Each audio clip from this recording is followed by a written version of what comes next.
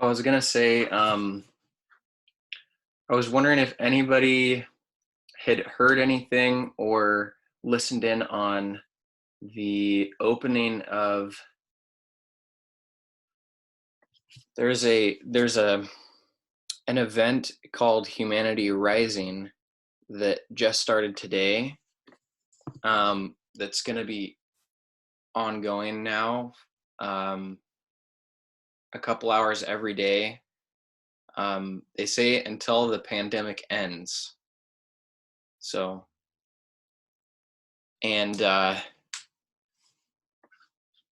listened into some of it this morning. I didn't get to listen to all of it, but it was really impactful. Um, they had Jane Goodall was one of the speakers, and I'm not going to remember the names of a few other people they had, but really really powerful stuff. It's being hosted by Ubiquity University, which well, I heard about it through John Raymer of the Sign Network, um, and so he's connected with them and supporting them. Um, but yeah, I was just curious to see if anybody here had attended, and if not, I would definitely recommend checking it out. I think they have a bunch of speakers lined up. Um, Is it and they're kind of making it an indefinite thing. So every day? yeah, I believe so. Every day from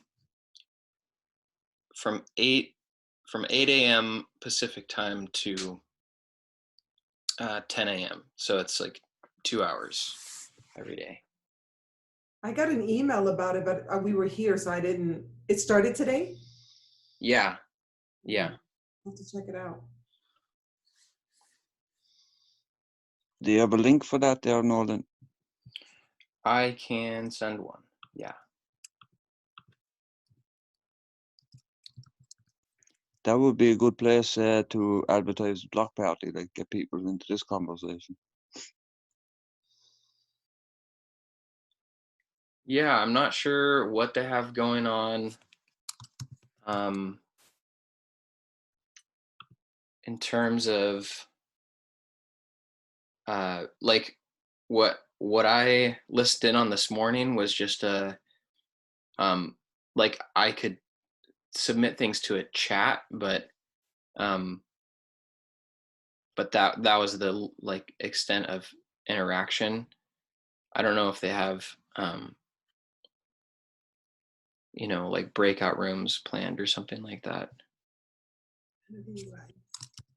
That could be even better to our advantage, because if it's only text-based, still there could be people that are craving for a talk with someone. So if we get on there and just start advertising the block party, just start throwing up the link for the block party on every chance you can get on any conversation, and just draw people's attention to it. If they're reading text, they're going to read the link and go, all right, what's this about? Bang, tap into it, like, and get an idea. So, the link for Jamin's advertisement for it, and one or two other,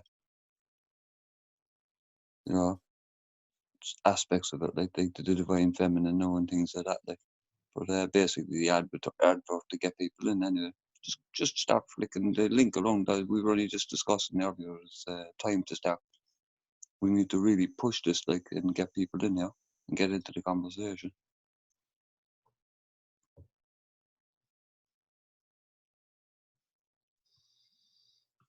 Yeah, I want to know more about that. I want to know who the organizers are and what is their mission. Well, I can read some from the page I dropped in the chat there. Because I'm bringing it up now.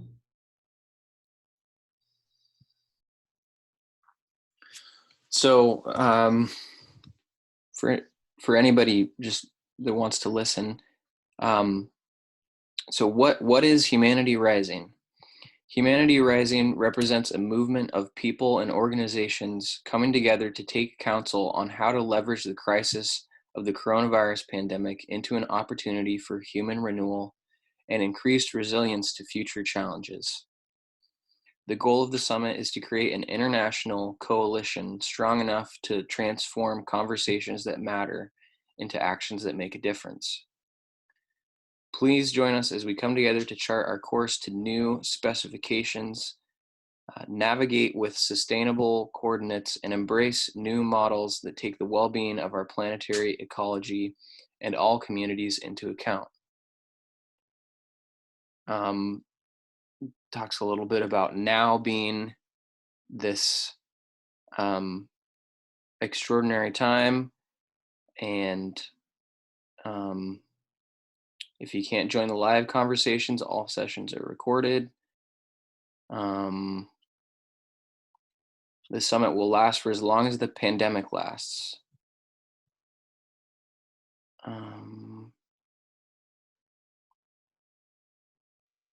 And I'm gonna forget. I should know the name of the guy who runs this.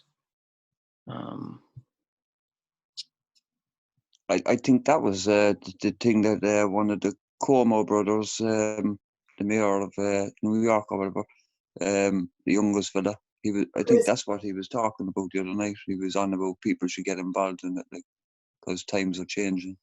Chris Cuomo, you're talking about Chris? Yeah, Chris Cuomo. I think that was him, or I think that might have been what he was on about. Anyway, I can't remember. I'm going to have to find that news link. But it sounds familiar, all right.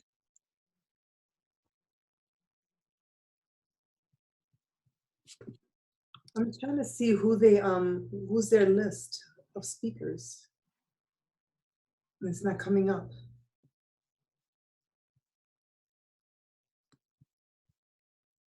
Yeah, I'm trying to get on my laptop. I want to see who what they find the solutions to be. Are they inviting any conversations, or do they already have topics of conversations that are solutions? Are they? It looks like they have well, they have a bunch of speakers lined up, and it looks pretty diverse. Looks like 100+ speakers.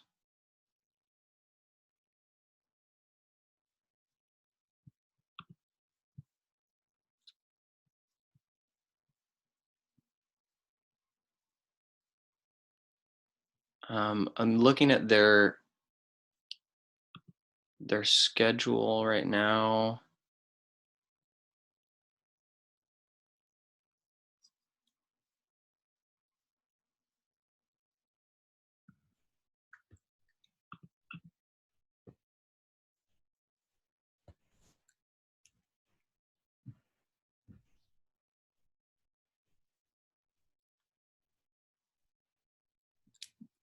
There's a few people I recognize. Hey, Jackie. Who's that? Hold on, I'm not on my screen. Hey, Lauren. Hi, Lauren. Nola, you cut your hair. I did. Yep. We're just talking about Ubiquity University and their event that started today. They're calling Humanity Rising, which is planned to be an ongoing event until the pandemic ends. And it's every day for 2 hours from 8 a.m. Pacific to 10 a.m. Pacific. Shelly, they have Shelly on here. Silesh, John Raymer. Okay. Awesome. Yeah, look at Shelly Ostroff. She's on here too. Okay, yeah. Thank you. I'm gonna tune in. Okay. All right. Now they've gotten my interest.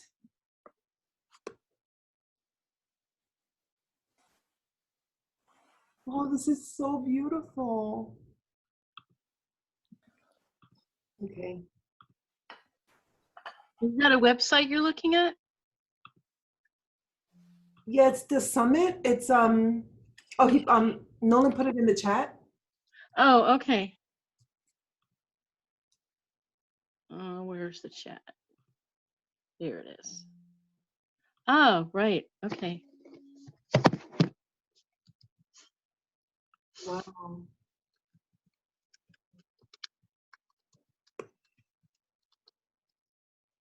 Can you, I got here later and it doesn't appear in the chat for me, Nolan. Can Oh. someone else repost it in the chat? Oh, sorry about that.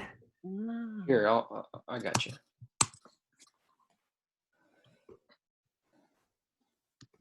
I'm gonna register right now.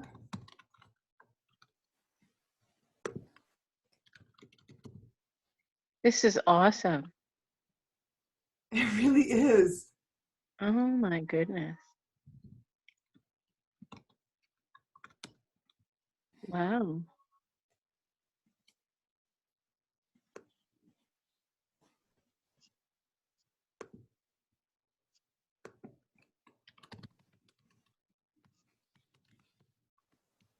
Where is the registration link? Oh, Rise Now. There it is. Okay.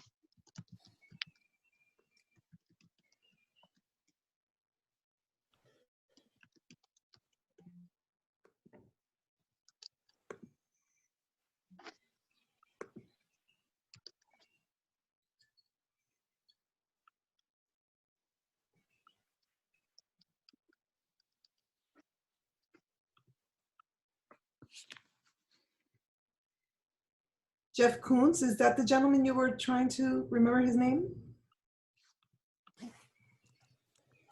I don't think so. Because I just registered, I just got an email from Jeff Koons, Ubiquity University YouTube channel. I guess for the recordings for today. Hmm. Clean slate.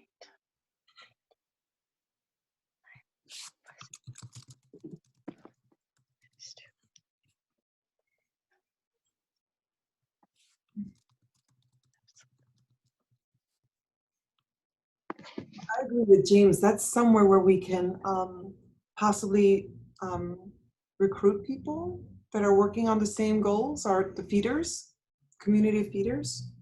That is a great idea.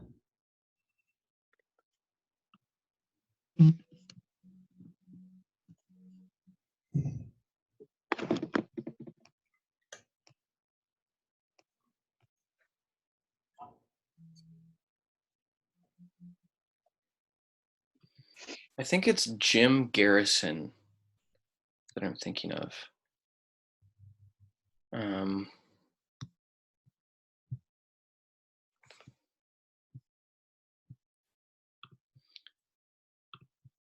He looks like this, just for reference. I think he's the guy at Ubiquity University, as far as I can tell. And he opened the space and led the conversation this morning, and very powerful speaker. Oh, so What's his name? Jim Garrison.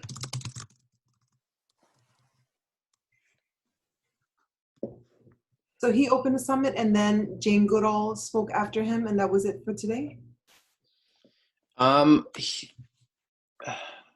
There was a man, I forget his name, but he leads TED to do like TEDx talks. He spoke for a bit, Okay. and they had several women speak, but that was a part of the portion I couldn't listen into. So they had a fair amount going on. But Well, that's a lot for 2 hours. yeah, I feel like it must have went longer today. Well, they're all like-minded people anyway, so they're definitely the people to get in touch with. Like, Absolutely.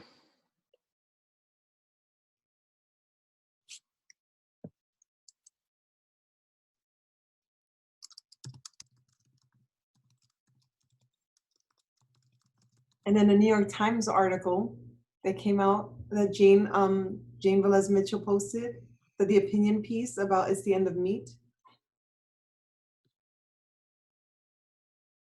Did you see that?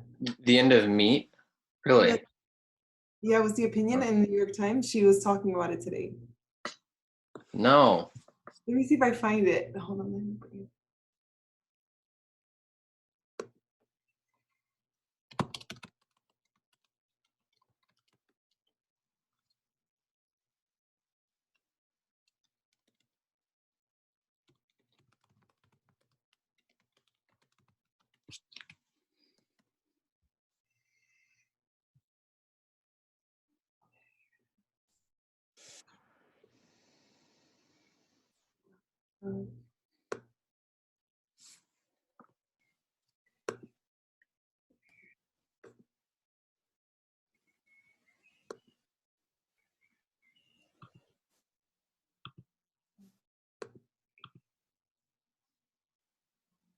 Oh, they go away.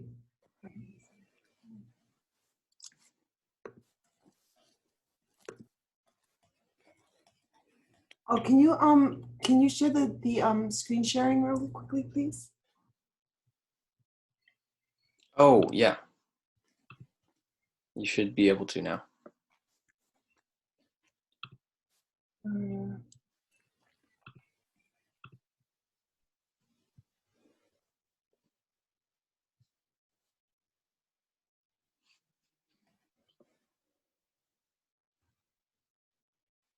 Isn't that awesome? Wow. Oh, hang on, I'm trying to get back there. Shoot.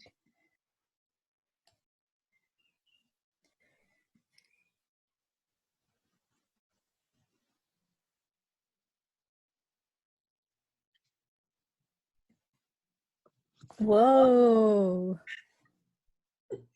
You know, I read the New York Times every day and I didn't see that.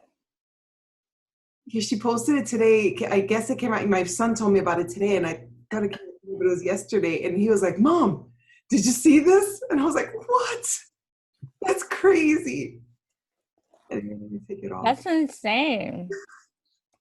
The New York Times?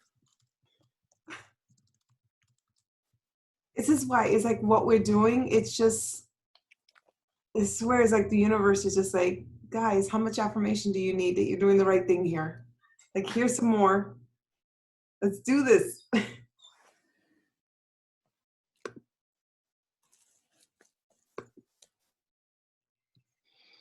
I'm assuming Silas was on today. Yes, he was. I could only stay halfway because I had a meeting with Rowdy Girl, Renee King-Sonnen. Oh, nice. He's doing she had a summit that she was planning for September, but now she's moving it to online. And she asked me to collaborate with her to help bring it up and for me to lead the 2 conversations in the future of food and food politics. Because she wants to highlight the social injustices of our food choices in animal agriculture and how it affects not only the environment, but again, our Black and Indigenous communities. And I was like, what? Heck yeah. So I'm so excited. We're working on that now. Like, just to bring it, she's like, I want the world to know what's going on. You know, you need to educate us and, you know, show we white people, we don't know what's going on. You got to show us what's going on. And I'm like, I'm here. This is what I live for. Like, it's like all in 1 week. Like, this has been an amazing week. That's awesome. Congrats. Oh, thank you. And then afterwards, I'm like, what? This is really happening. Like, it's really happening. It's really happening. It just feels surreal, but it's like every conversation, more and more of us are just being more courageous. More and more of us are just saying, you know, this is the action we have to take. This may sound crazy. This may sound big, but we have no choice. We have to do it. And that's so empowering because it does. It's like the whole crowd, everyone wants to do something, but it always just takes that one courageous person to step out first and everyone else follows. We just need that one to show that we can do it. And I feel like that's what's happened. And like this mass jolt of like just love and intention and action is just like, yeah, we can do it, let's do this. And it's just all feel like it's happening all at the same time. I said, you have to listen to Will Tuttle's speech this morning, his talk. Wow. It was forceful, it was compassionate, but he was just like, science is BS, religion is BS, all of it is just in service of animal agriculture. Like, we all need to wake up. It was like, wow, it was powerful. I only got to drop in for a few minutes when I heard him talking about staying up for some crazy amount of time, like walking.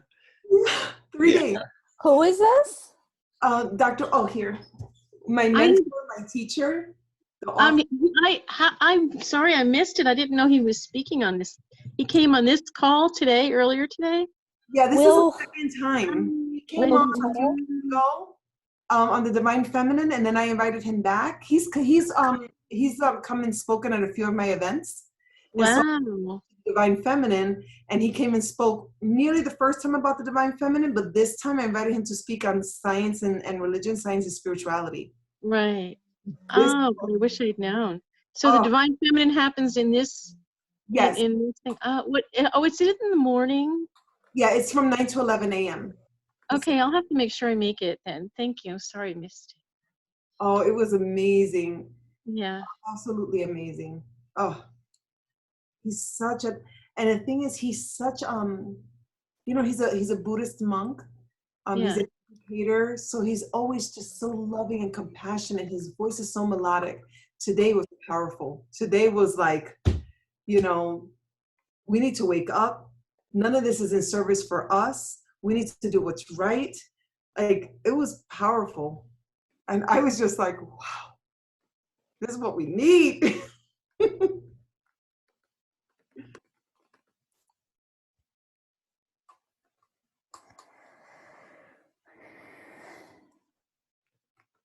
Yeah, I just found the article in the New York Times that the end of meat is here, right?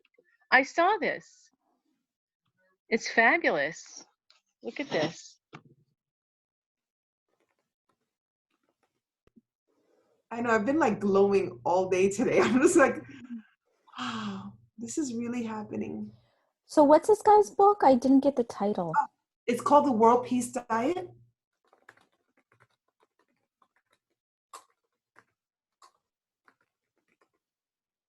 I'm going to try to find that.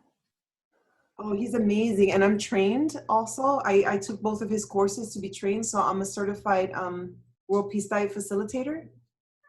Really? Yeah. Oh yeah. I have tons of certifications in this stuff. It's like, I'm an autodidact. So now it's making sense. Like, why do I know this? And why did I study this? And why am I certified in this? It all seemed like it was just unrelated. And now doing this work, I have to harness in all of that knowledge and all that wisdom. And now this beautiful tapestry makes sense of why I had ADHD of academia and why I was learning all the things that, compulsory education didn't teach me. And I went out in my inner wisdom and my inner guidance said, you need to learn more about this. This is fascinating to you. And it never seemed related. And now that I'm doing this work, I'm able to pull in all of that knowledge from all the different areas and just combine them into one knowing and one action. And so it's beautiful that it's like, oh, now it makes sense why I studied this and why I studied this and why I know this. Why am I a certified climate healer, a World Peace Diet facilitator, a conscious parenting coach, an education activist? I am certified in plant-based nutrition, like psychology. Like, everyone was like, can you pick one field?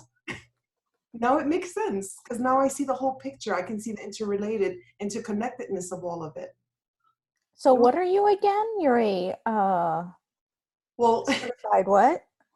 All my certification, I'm a spiritual life coach. What got me there was I've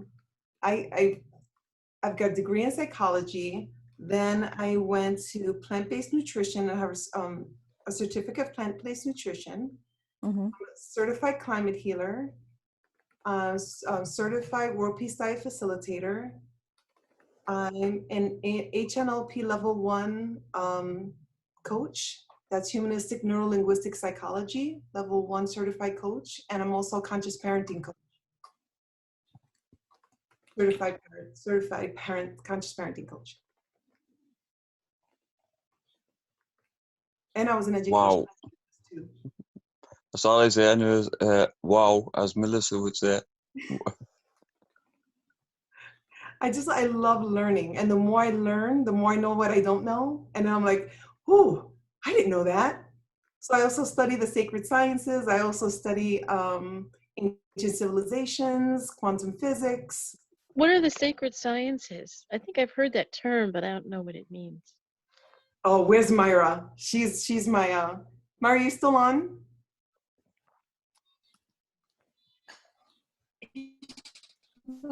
Yeah.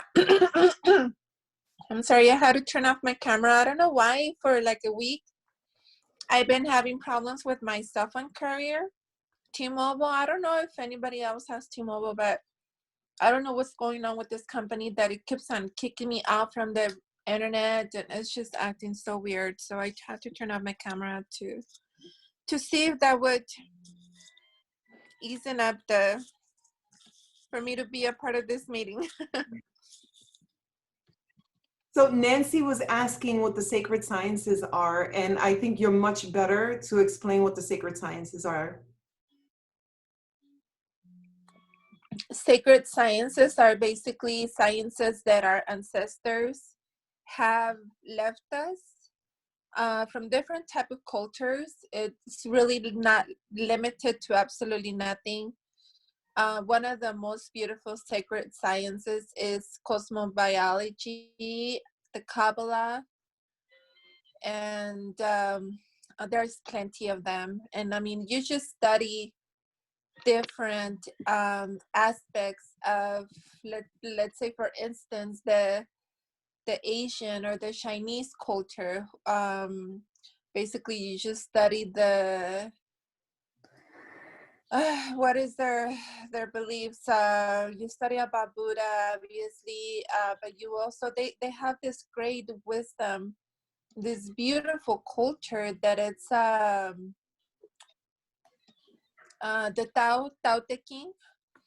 It's like their Bible, I guess, and it's amazing. I mean, the Asian cultures are probably one of the most ancient people that they evolutionize into humankind.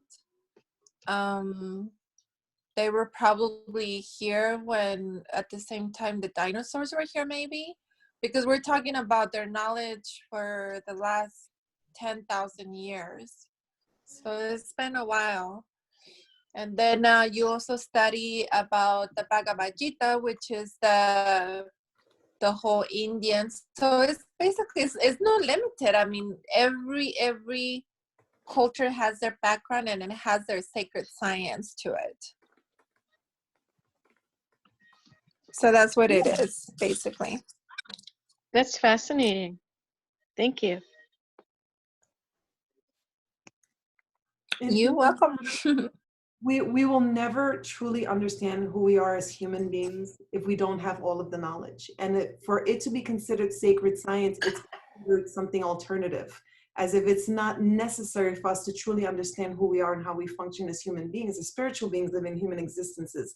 And I think that's what the sacred sciences provide for us, is that divine feminine, that knowledge, that inner wisdom of who we are in this experience, the human experience and our spiritual path through the human experience. That's been taken from us. That's been robbed from us. And I think that's what the sacred sciences provide. And quantum physics now is that bridge between science and spirituality. Quantum physics, quantum mechanics, string theory, the multiverse, all of that explains all of what the sacred sciences has been trying to teach us for how many generations. The ancient civilizations are also revealing all of that knowledge and wisdom that has been taken from us. Our human story is changing very rapidly because the truth is being revealed. Now, one of the gifts that Mother Earth is giving us is now with deforestation and the burning, they're revealing, ancient ruins from hundreds of thousands of years ago that were hidden under the forest, that were hidden under the deserts, can now be seen because of what's going on. So they're revealing so much ancient civilization and so much truth of our human existence and how long we've been here and what we've known. And the story is changing. We haven't just been here 10,000 years. We used to live in peace. We used to live in harmony. We used to get along. We are very empathic beings. We're very spiritual beings. And they took that memory from us. So I think this awakening that's happening is a remembering. We're starting to remember. And like I was, what I contributed to the conversation this morning with Will Tuttle was that human animals are very spiritual. We're evolved, we're very spiritual beings, and I think that's why we're easily seduced by institutions, especially religion, because it's a control mechanism, and they control what you learn and what you know. But we seek the connection of spirituality. That's why we're there. We know there's something more. And I think that's what the sacred sciences provide, is that answer, that remembering. Because Mario and I studied together, and I study, and I'm like, why does this sound familiar? But I know I've never heard this before. Like, it just seems right. So I really invite everyone to just start exploring and playing around with it, because it's amazing what you discover about yourself.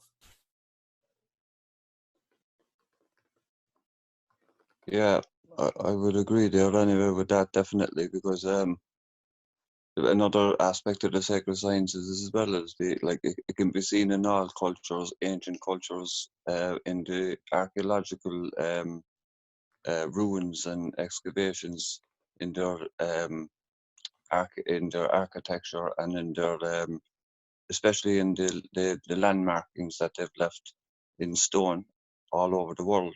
I mean, it goes like from, and every one of them are all based on the ancient sacred geometry, and it's all sacred geometry, which is all comes from the sacred sciences as well. And within the sacred geometry are the symbols of the Kabbalah and the tree of life and everything else. And these all extend in every culture all over the world, whether it's in the ancient druids in the stone circles, or whether it's in the Stonehenge, or whether it's in the Nazca lines in South America, the pyramids, you name it, you go back to anywhere in antiquity, and right back as far as Gobekli Tepe in Turkey there now as well, which is probably one of the oldest archaeological sites that they found. And they're now only discovering as well, as they excavate deeper in Gobekli Tepe, that under the first temple they found, there's another slightly over to the side, which means that they were moving the temple each time to coincide with the change of the equinox, which doesn't occur for 3,000 so many years. So they had to be there for thousands of years to even know that the change occurred. Move their temple or their site, and then bury the one that was there. It was too sacred to damage. They buried it and built another one over it, and they literally built a mountain of temples, of sites on top of each other. So they had to be there for millennia, and they're dated at least to 15,000, 16,000 years now at least. So they were there for millennia before that. So it's all based on sacred geometry. So there's a lot to be learned from our past. I just fell in love with this community even more, because we've never even talked about this stuff. And now, like, I have someone more to talk to about this stuff. Like, really? So James, what are some examples of these ancient ruins? Well, as I was saying, there now the Gobekli Tepe is the most ancient one that they found. Can you write it in the chat? It's Gobleki, Gobekli, Goleki, or Lekpi, Gobekli Tepe, Tepe.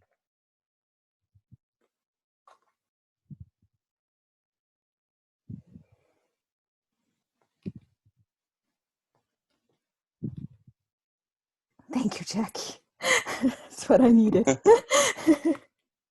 Sometimes I have some problems with letters, because I don't know if someone's talking in another language or English. So when someone says like E, I'm like, wait, what is E?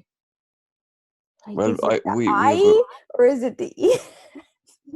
with my Irish accent, we say the alphabet a little differently as well over here, like so. we say A instead of A, and we say Z instead of Z. So, you know, but either way, anyway, the Gobekli Tepe is one of the oldest ones that they found so far. Like, but there's all the different ancient sites, like the pyramids, Stonehenge. You have Newgrange in Navan in County in Ireland. That's at least 5,000 years old.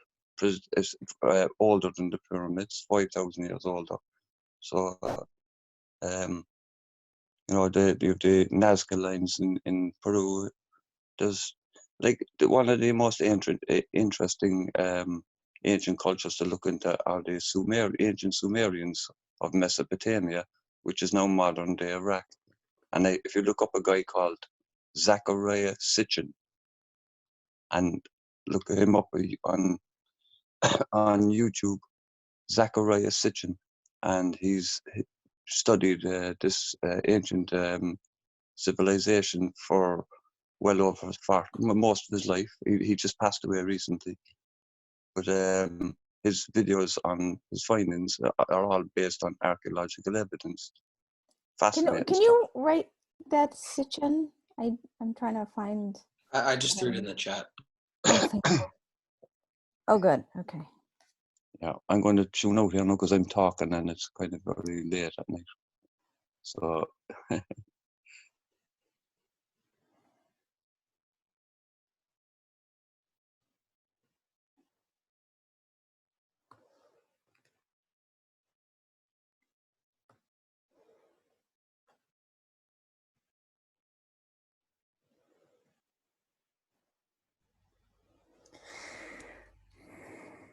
I can't believe we were talking about Gobekli Tepe over the 24-hour block party. Like, so like, I love this community.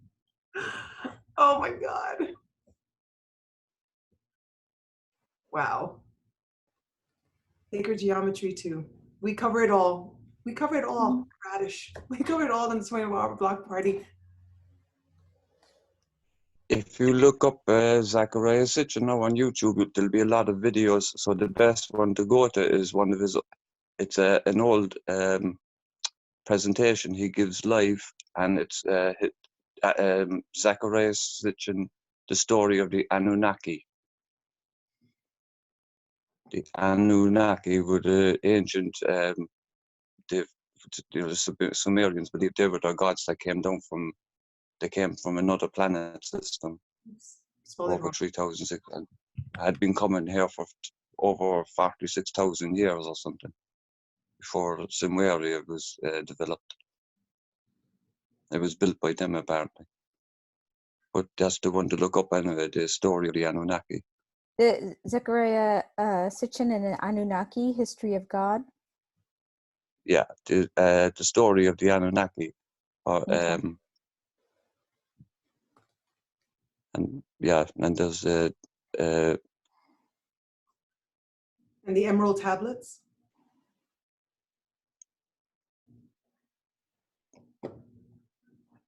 yeah, there's another one as well. There's Enlil's biography as well. He actually wrote his own biography in clay tablets, and those were found that they're actually in the British Museum at the moment. And Zecharia Sitchin was able to figure out the translation because he found where there are two civilizations crossed over when the Egyptian civilization started to flourish in Egypt, and when they were traded, they had to learn each other's language. So that's where he was able to figure out the Sumerian form of writing, which was called cuneiform. So he was able to figure out the cuneiform language from the translations of it in hieroglyphics. And that's how he was able to translate all the tablets. And there's libraries of tablets there. And they're all indexed and everything in clay tablets. There are thousands of them. So he was able to figure all this out and able to read stories.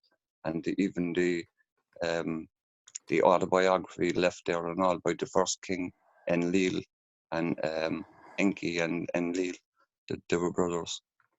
So it's fascinating history. So Sitchin was the one who translated?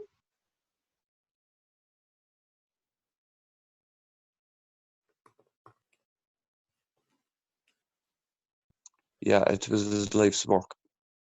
Oh, wow.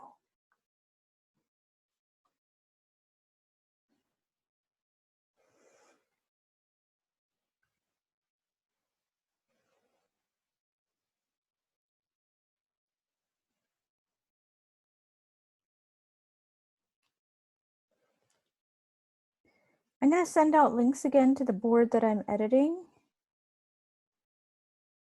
Hang on just a second. So I've been here for the past couple weeks. So I'm going to send a couple links. This is Miro. One, you might have to have a Miro account to edit it. And another one is just, the second link is just, you can view it more easily without an account, but you can't move stuff around.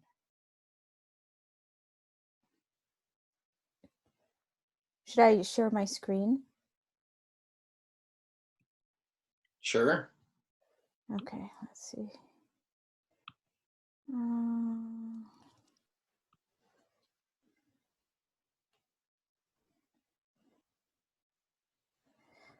Okay. So a couple of weeks ago, we had this talk about the divine feminine, and I just kind of turned it into little memes or like illustrated discussion, where I just took our quotes and then found pictures. So this is open to everyone here to, if you want to replace things or change your own quote to something that sounds a little better, or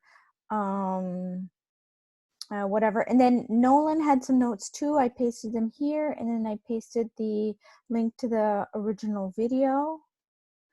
And then last week was a pretty amazing week as well.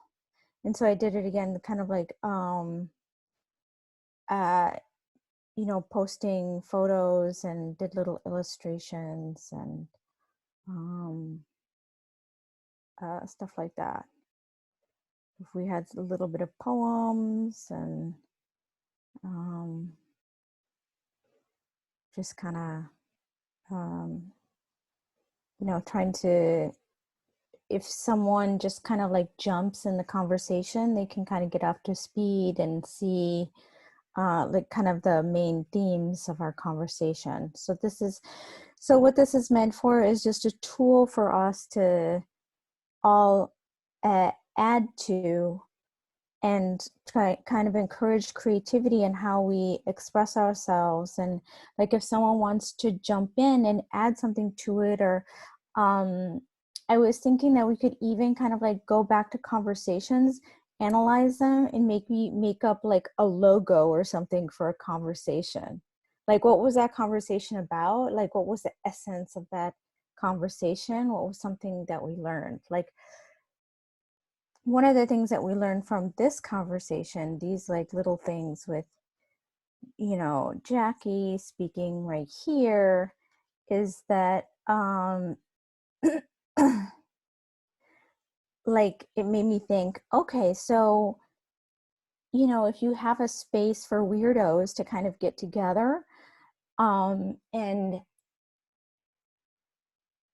maybe you help each other, say you have these like polymaths who study different things like Jacque did, what does that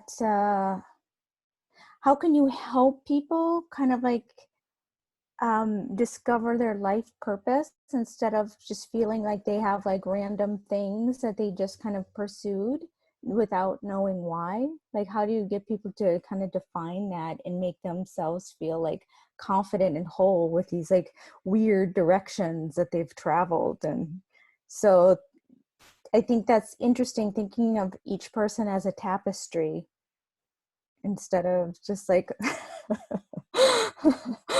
kind of like bunch of random points. I love that.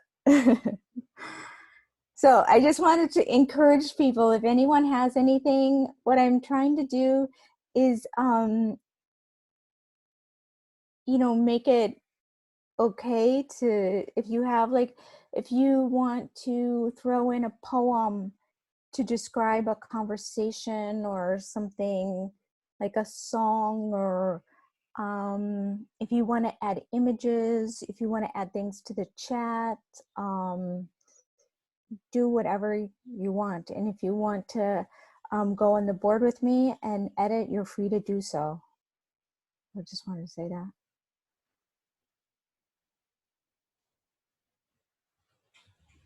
I want to thank you so much, Lauren, for this gift. I was telling my sister about it, Mm-hmm.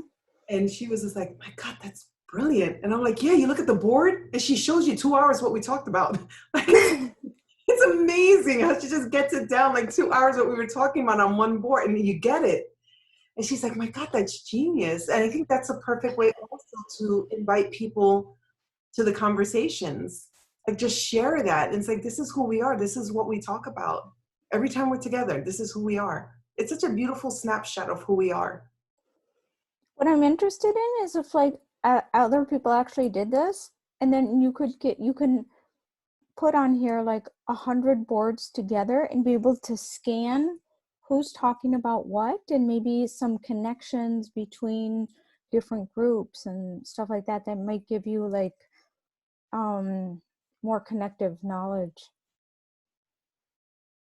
Because different groups have figured out different things, and what this group I think does is give a good, like, why are we here at this point, and what significance does this have to us spiritually? Because you may have people studying other aspects, but they don't have that connective tissue that gives that kind of like, that puts it in this ancient context.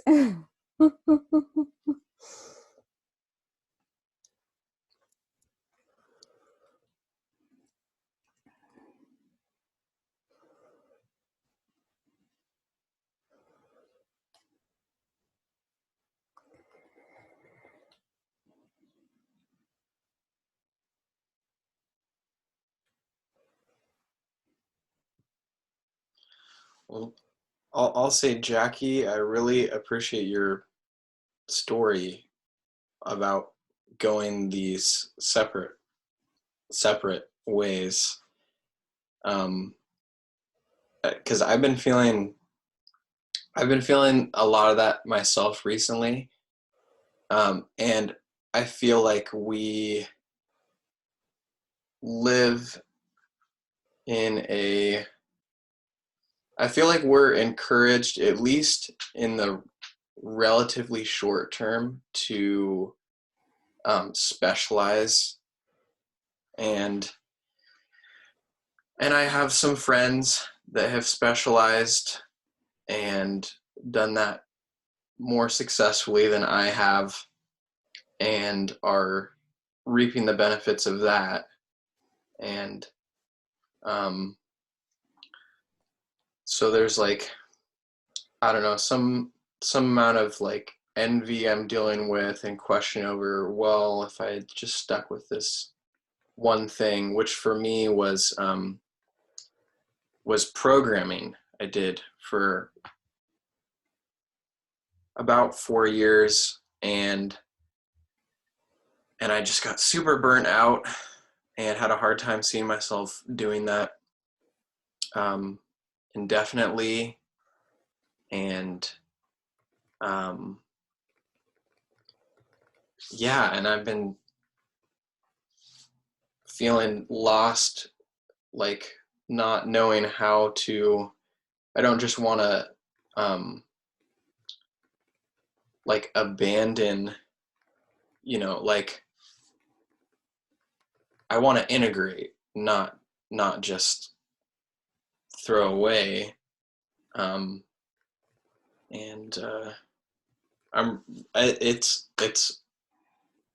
It makes me very happy that you share your experience of these things integrating for you, and that makes me really happy.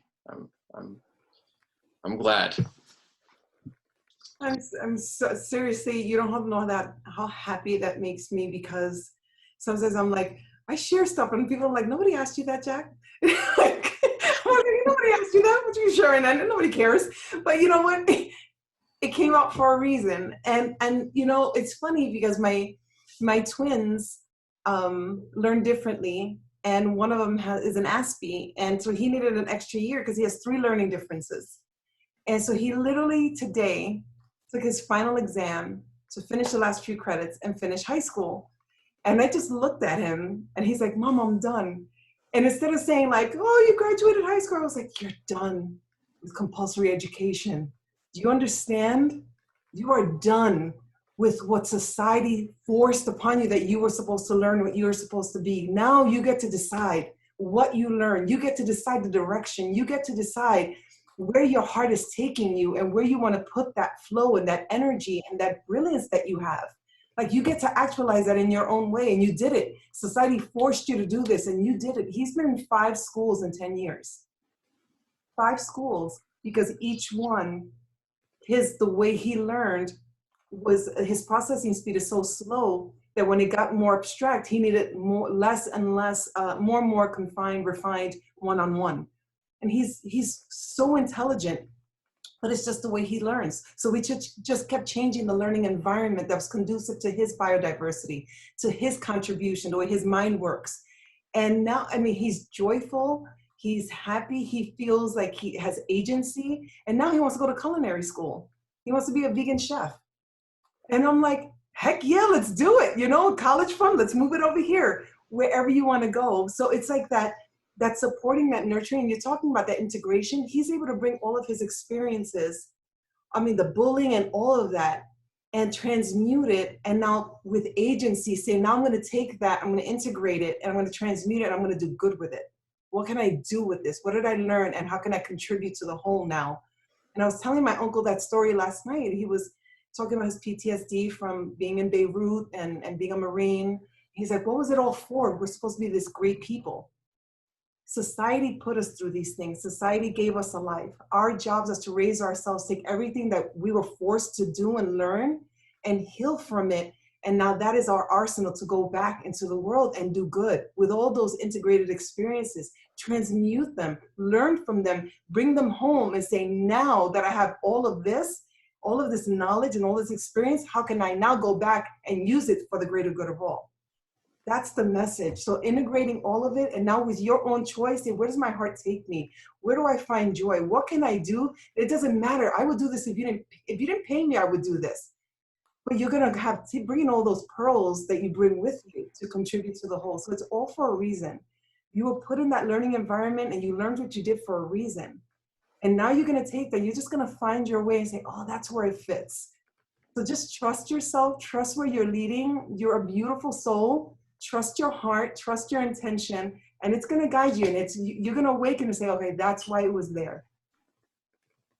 I know it is.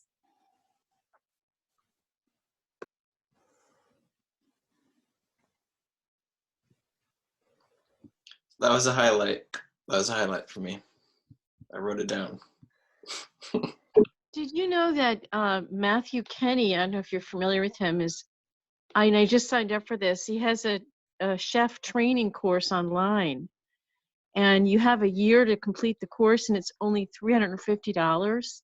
And he's like this internationally acclaimed vegan chef, and it's phenomenal that he's offering this. He's not the one that's on the Ruby, right? On the Ruby Culinary School? No, that's different. That's not the Ruby. No, that's also really good too. Yeah, I did the Ruby one too. Yeah. I still have to finish one of their courses I started a while back, but I jumped on this one because it's really incredible. Can you say what is it again? Matthew Kenny, Kenny or Kenney. I can look it up right now and I can let you know. I can look for the email.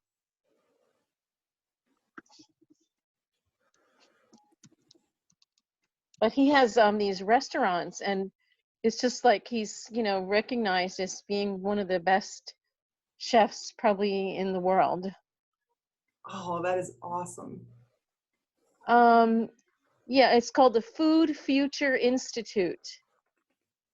Kenny Matthew cuisine. Really incredible. What was it? The food? Oh, there it is. The Food Future Institute. Yeah. It's just like gourmet looking stuff, but I think he makes it easy. It looks like he makes it easy to do, you know, and you get a certificate at the end. But Ruby is really good too. I always call it Ruxby because that's what it looks like. I know. If you want to say I know. Ruby, you can change the spelling. It's not fair. I know.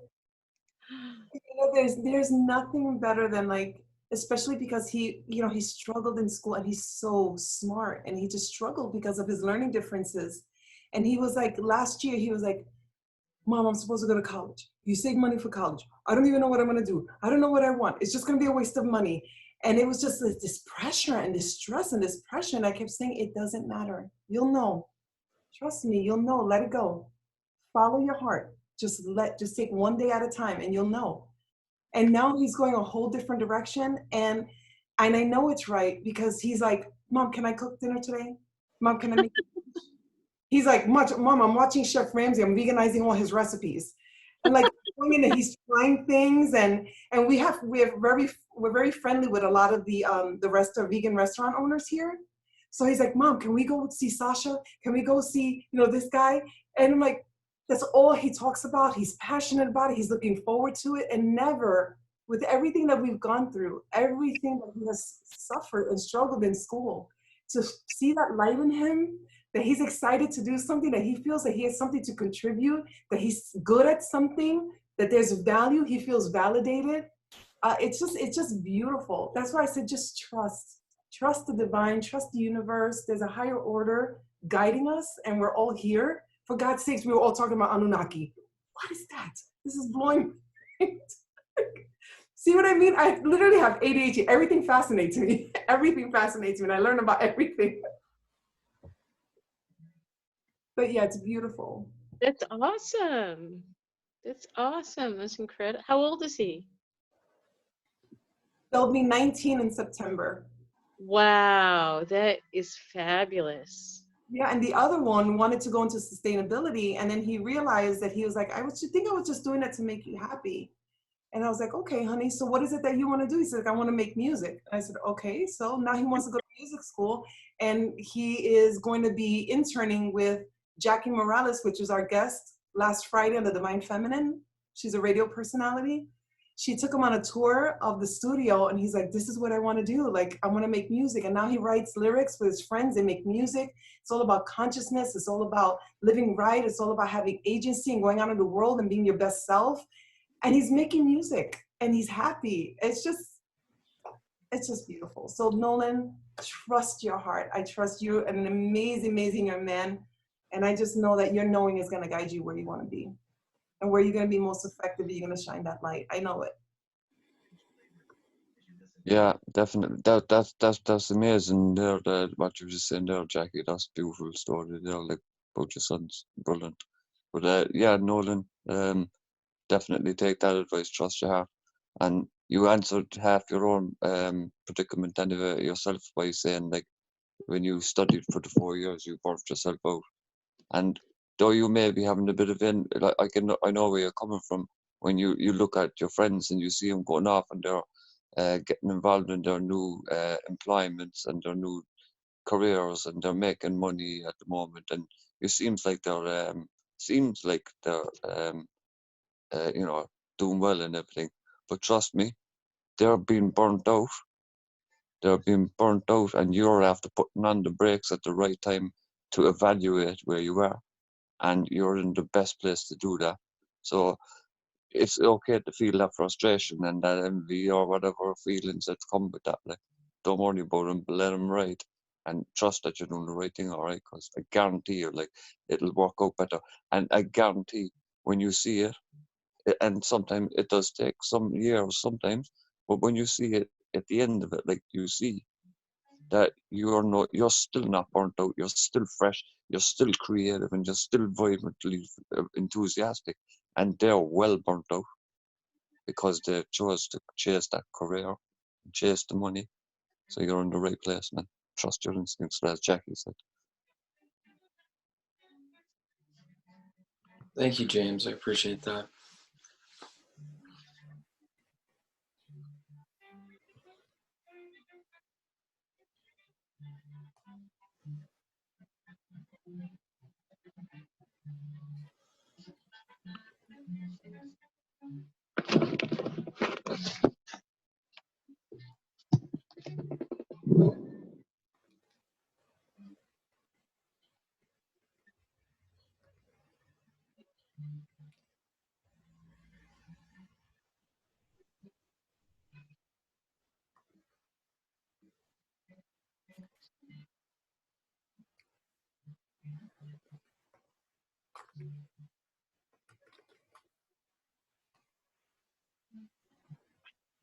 Unfortunately, I'm going to take off in a few to take a nap so I can get back again later. So I'm going to stay a little longer, but like last week, I was so high, I literally didn't sleep Saturday until like Saturday night. That was not healthy for me. But I was just like, I was in such a high, I just couldn't sleep. So I'm gonna be more responsible this time. I'm gonna take a nap and I can come back. Yeah, I'm going to go to sleep. It's 1 o'clock for me. Wonderful to see you all again. And see you next time. Bye. Bye. See you, Nancy. Bye, Nancy. See you, Nancy. Talk to you later, Jackie. Night. Night. If I fall asleep, Nolan, sorry, forgive me, but I'm No getting worries. on this. No worries at all.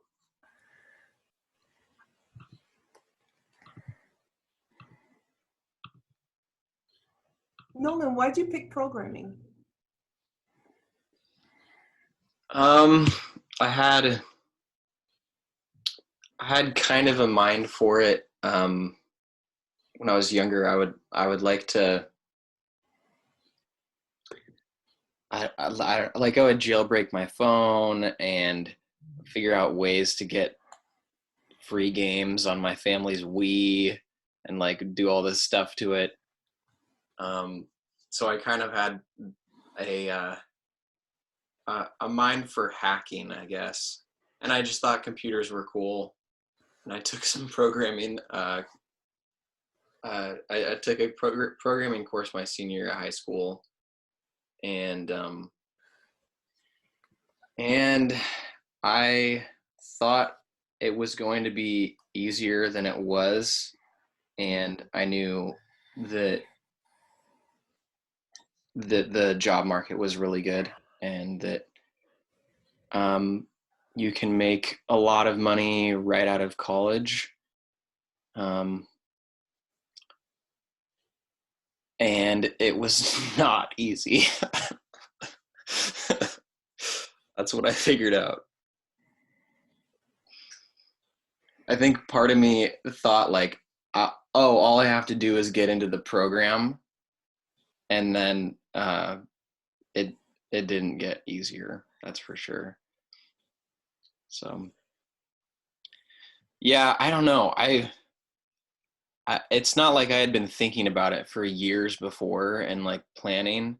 I kind of just got to the end of high school. Like I was really involved in the music program at my high school, and was just generally pretty dedicated to school and getting the best grades I could, but I wasn't really thinking very far in advance. I don't know. I just kind of was doing my thing, and then I reached the end, and I'm like, well, I imagine basically everyone else is in this situation or almost in this situation where they're like, what am I going to do now?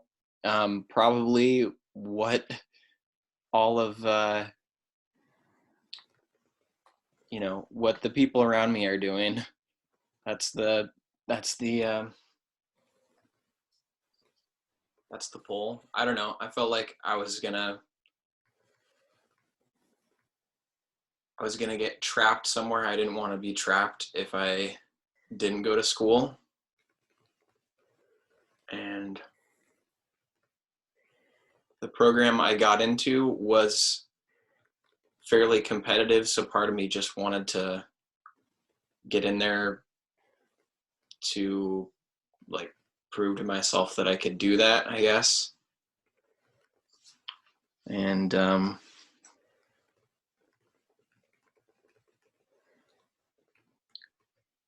yeah, that's pretty much why. That sounds familiar. That sounds actually really familiar. Like, it's amazing. Like, I watch, I'm like, I just turned 48 and I'm like, look at what I'm doing with my life. Who would have thought when I was graduating high school, like my graduating class was 5. My whole high school, there was 40 of us. So like, that big day and they announce and I'm like, yeah, I'm going to Oberlin and I'm going to be a math major. And I went in as a math major. I left that as a religion major. You couldn't get any more opposite. Like, because when I went to college, it was more of, again, that validation, to know I could do it, to have that dream of like a kid like me growing up how I did, to go away to college, to go away to like Oberlin, like to say that I could do that, that I achieved that. I was chasing that. And then when I got there and it was like, well, yeah, you want to make money, you want to get out of the projects, you want to go work in corporate, and it was like, but none of this is me. It was that story I was telling myself of what I needed to do and what I needed to be and what it looked like. And then I got in there and it was either you follow this path, because that's what society says you're going to succeed and you have to get out, or just pick something else that makes you happy. And I didn't have the constraints like of my friends where like their parents were like, no, I'm paying for school, you're going to do this. My parents were paying for scholarship. So I could kind of just switch. And that was my blessing in that. So I had friends that were like, no, we're paying for school. This is what you're going to do. This is your degree. You want to do something else, we won't pay. And that pressure, it really is not healthy. And I'm like looking at it now, what if I would have just succumbed to that pressure and just stayed where I was? I would not be doing what I'm doing. I wouldn't be who I am. And I know I wouldn't be joyful. And I'm blissful no matter what I've gone through. I am blissful. I love life. I love myself. I love what we're doing. No matter how much despair, no matter how difficult it is, I'm going to die happy because I know that I'm doing what's right. I know that I'm living my best life because I'm doing what I'm supposed to be doing. I'm living my purpose. That's bliss, no matter what comes in my way. And I wouldn't have done that had I let society continue to channel my energies and my inner wisdom and my talents and my gifts to like pilfer from me what they could use. I took that power back and I said, no, I'm going to use it for me and for the greater good of all. And it took me decades. You started way, way earlier. You're like right there. So I'm with James. Like, you're at the perfect time to be questioning what you want in your life purpose. Just sit with that. That's such a gift. What an awareness you have.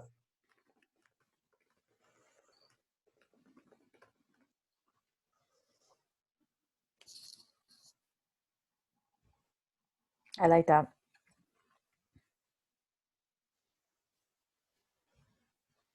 So you said you left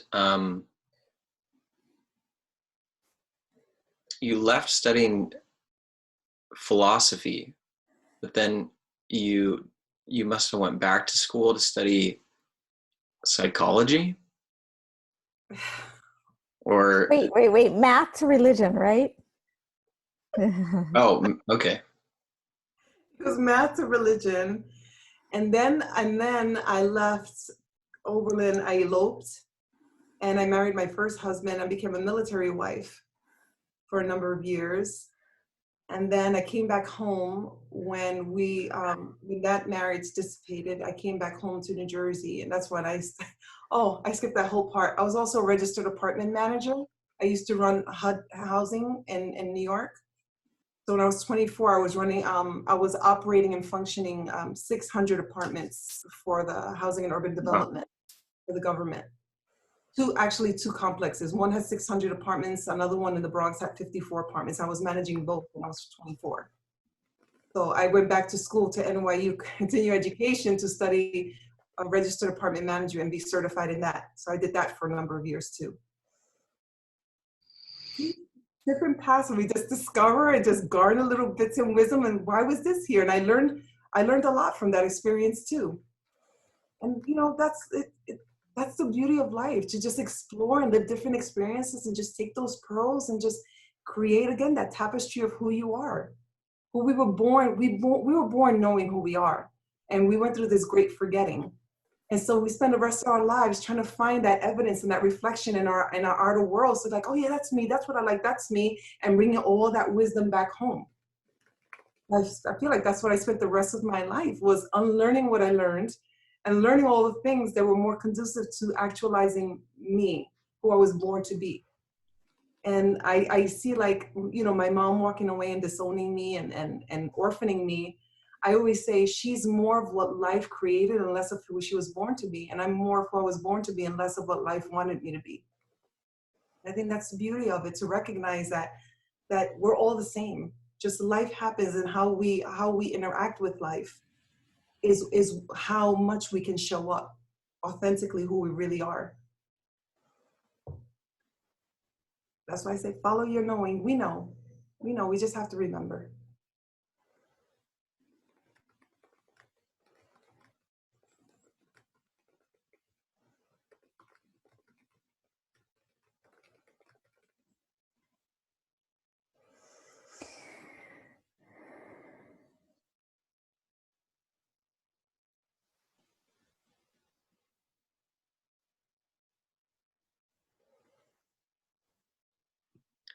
So what type of music does your son like to make?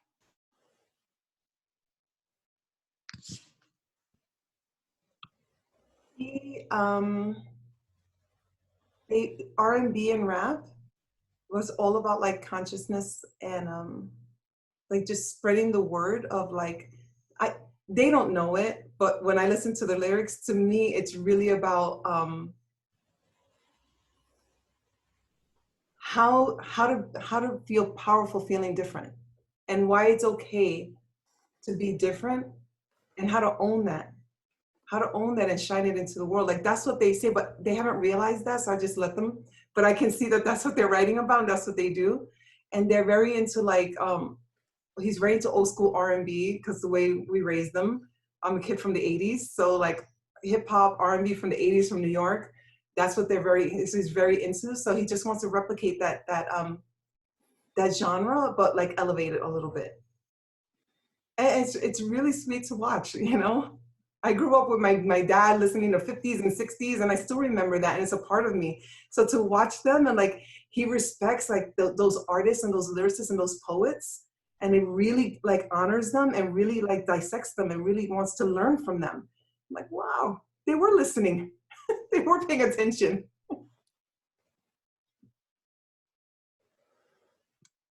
That's awesome. Well, if he publishes any thing on like SoundCloud or something, I would love to have a reference to that. So. Oh, that's great. Thank you. I'll let him know. Can you put your email in the chat? I don't think I have your email. Sure.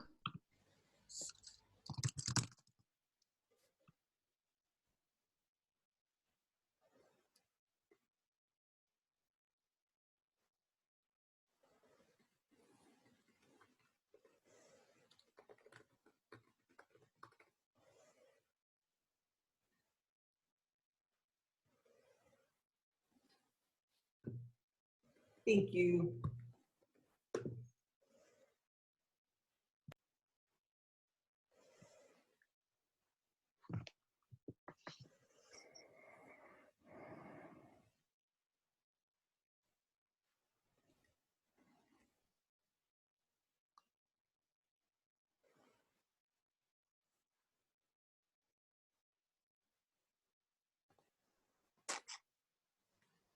I'm calling this conversation the Great Unlearning, because that's kind of been a theme through sacred geometry. And I like it.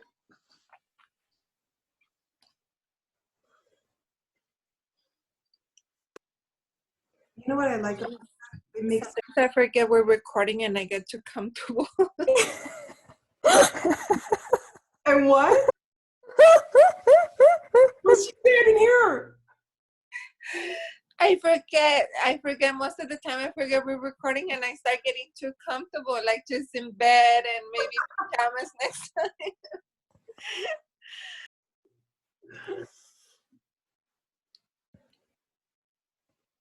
You know, I found that sometimes when I'm writing in Miro, I forget I'm being recorded, and I just have these like looks on my faces, like someone will say, like someone mentioned someone I had a fight with, and I just rolled my eyes, forgetting that everyone in the room could see me.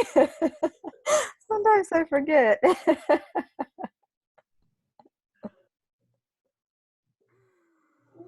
Oh, conscious and cognizant. I know. Like, not only this, we're live streaming too. So even when he's like, "Oh, pause the recording," then we're like, "Oh, we get all comfortable." Like, no, we're still live streaming. Oh my God! Last weekend I think it was last weekend at the Divine. Was it Jacque? It was Jacque Morales, the person that was there, and I was running late. I mean, when I have my 3 boys here at home, it gets crazy. And I was like, okay, I need to cook them breakfast before we enter into the Divine Feminine, because they're gonna be bothering, and they're gonna be like, Mom, I'm hungry. I'm not even gonna lie, this is a little bit embarrassing, but like I ran to the bathroom to take a shower, and I started doing my makeup in the bathroom, and all of a sudden I look at the cell phone, and it was 5 minutes to 9. I'm like, oh my God, I still haven't dressed. I run into the closet. I start putting my underwear on, my top, and then it was 9:03, and I'm like, okay, forget it. I'm gonna get in there without any pants or shorts. I'm just gonna be in my underwear. No one's gonna look anyway. Oh my gosh. I was like, maybe 10 minutes later, I was like, what if the phone falls?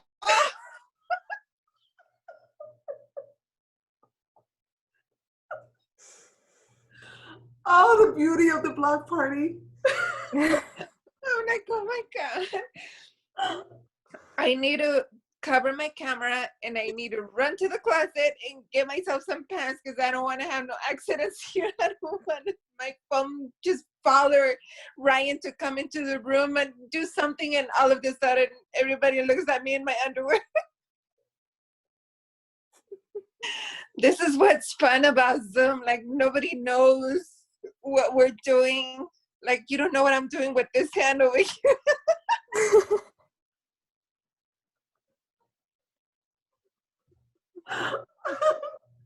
Oh God, I have to giggle. Stop. You know I'm very silly, so get me start laughing, because I won't stop laughing. Oh my gosh. Oh. Yeah, it was something else. So right now, I don't know what is it that you guys said about, whenever you guys record, and I'm like, wait a minute, I'm laying here all comfortable and we're recording. Well, I did notice you looking really comfortable. Yes, I was really comfortable until you said, when you guys are recording, and I'm like, oh shoot. I don't want to be on YouTube like, why do you think I'm staying in the office until I'm ready? Because I can stay awake, but if I get in bed, I'm gonna be like, oh, this is so. Well, see, that's the good thing about you. You have an office. Literally, my room is my bedroom, is my office. It comes sometimes to be my dining room. Oh my gosh. Oh. Are you wearing pajamas, Nolan? Are you only dressed up here and you're wearing pajama pants? No, but I did bring a pair of pajama pants with me because I was thinking about it. With you where? Oh, just just on the other side of the room. Okay. I'd have to get up and get them. Okay. But I have done. He's gonna put them on, and we're not even gonna realize it. Yeah, that was the plan. And I've done it before. I've had like a dress shirt and pajama pants. And then you just got to be careful, like when you get up to get something, you just got to like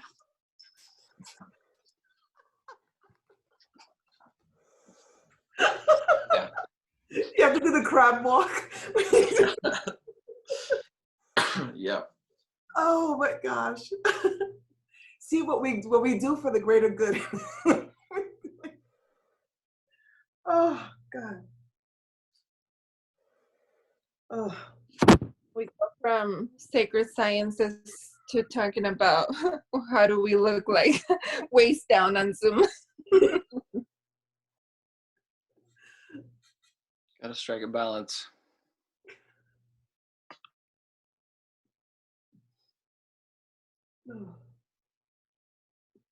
Lauren, I wanted to tell you, your girls are beautiful.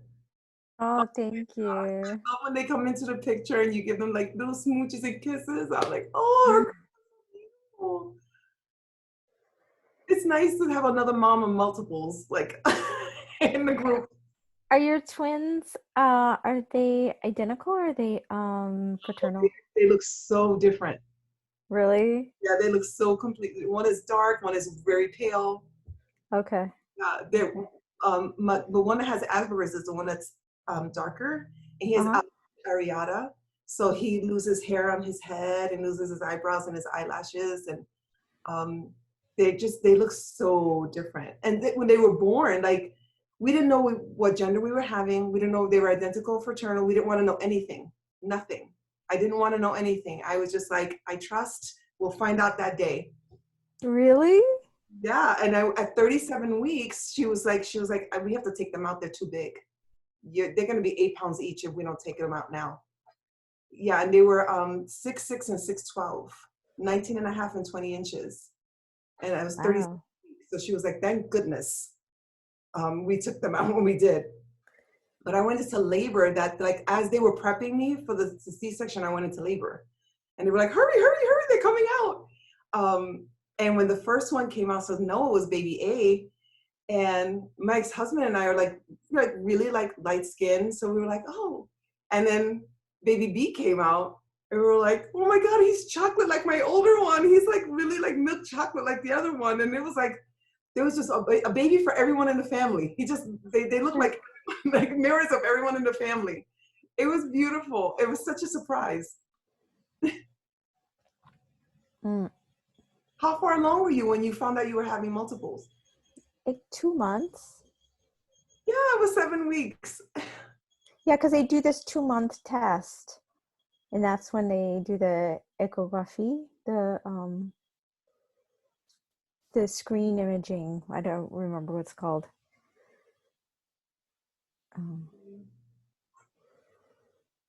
Wow. I remember when I went for my first checkup to like get the confirmation, and she was like, are you sure like your dates are right? And I was like, yeah. She's like, I don't think your dates are right. You're way bigger than you're saying. And I'm like, I know my dates. That's how I found out. Oh, because there's 2 of them. And I'm like, oh, okay. I guess we're having multiples. Yeah, both my husband and my mom, they were just like, I have an intuition that there are 2 babies.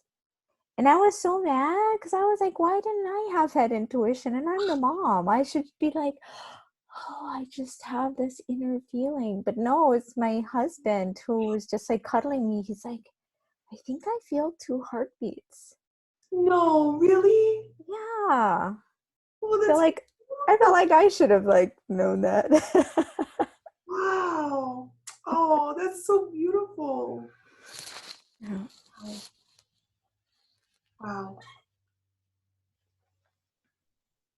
Do you have pictures of them right now? Probably not on this computer, but I'm sure they'll be coming to ask me to make breakfast soon. Are they identical twins? They're identical, yeah. That is so cute. Yeah, it's like amazing to watch them. It's always like an experiment because they're so like in tune with each other, and I don't know, it's weird. They're like identical twins are just like, they're such odd creatures. I have twin nieces, Mm-hmm. and they're identical also. Mm-hmm. And 9 years after, I still struggle knowing which one is who because they look so alike. One of them, the only way I can tell the difference is because one has a beauty mark in a place where the other one doesn't. So every time I call on their name, I have to put attention into their face and make sure that the one that I'm trying to call has the beauty mark. And then to make it worse, their names is Angela and Angelina. So that makes it even worse. It makes it even more confusing. Like, Angela, okay, who's Angela? Wait a minute. No, but I was trying to call Angelina, not Angela. But now let me see if you're Angela. Yeah, it's really confusing. Oh my But, gosh. yes. Wow. And sometimes they play this awful games with Annie Maida where they dress up the same and they even use a Sharpie. And one of them, she draws like the beauty mark that the other one has. And then they come to me and they're like, who am I? I'm like, you're Angelina. And they start laughing. They're like, no, I'm Angela. I'm like, but you have the beauty mark. I don't know how they're going to do it when they grow up with their boyfriends and everything because they look exactly the same. Exactly.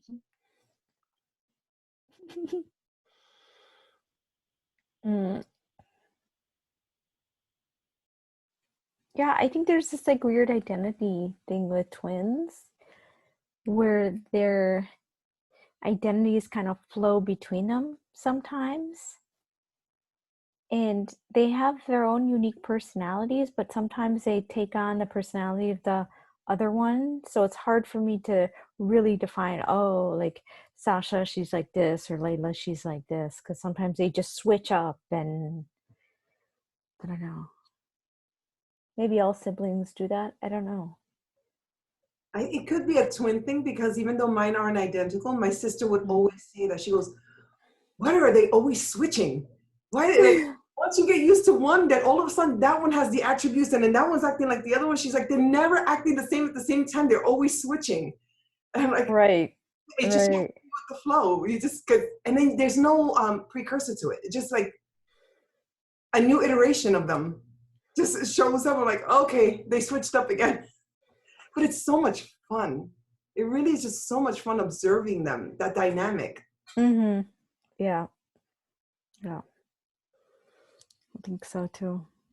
They're so lucky because I grew up as pretty much as an only child because my brother was 11 years older. They, especially during the quarantine, they're so lucky to have someone with them.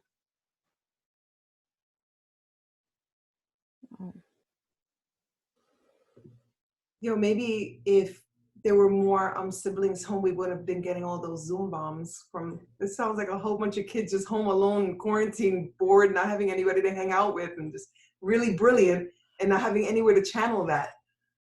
So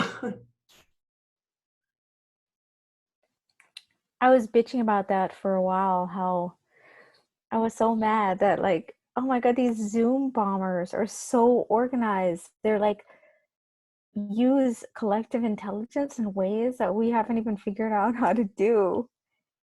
And it's like amazing to me, like how collectively intelligent you can be if what you're doing has like no meaning at all. Like how you can just zoom along like gamers just are, they've used like these principles of collective intelligence more than anyone else. Like with these, I read this book by Jane McGonigal, and who's a pretty famous gamer slash, she works at Institute of the Future and there's all kinds, she has a TED talk. But in her book, she was just giving examples of these gamers who did like these collaborative, like built these huge structures and were just working together in kind of decentralized organization. Like the stuff that the DGov people would yearn to be able to do. And I don't know, there's just something to it though that they're playing And if you're like saving the world, it's much harder to collaborate, honestly. If you're taking what you're doing really seriously, then you're like, oh no, we all have to agree on this vision. And then you spend like 90% like, what is our vision and what are we doing? And it has to be aligned. Or if you're just gaming, it's just like, oh, here's a scenario we're all going to organize. I don't know.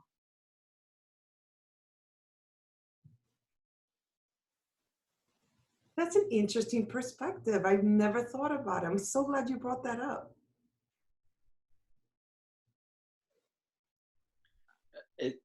It seems like humor has a lot to do with it.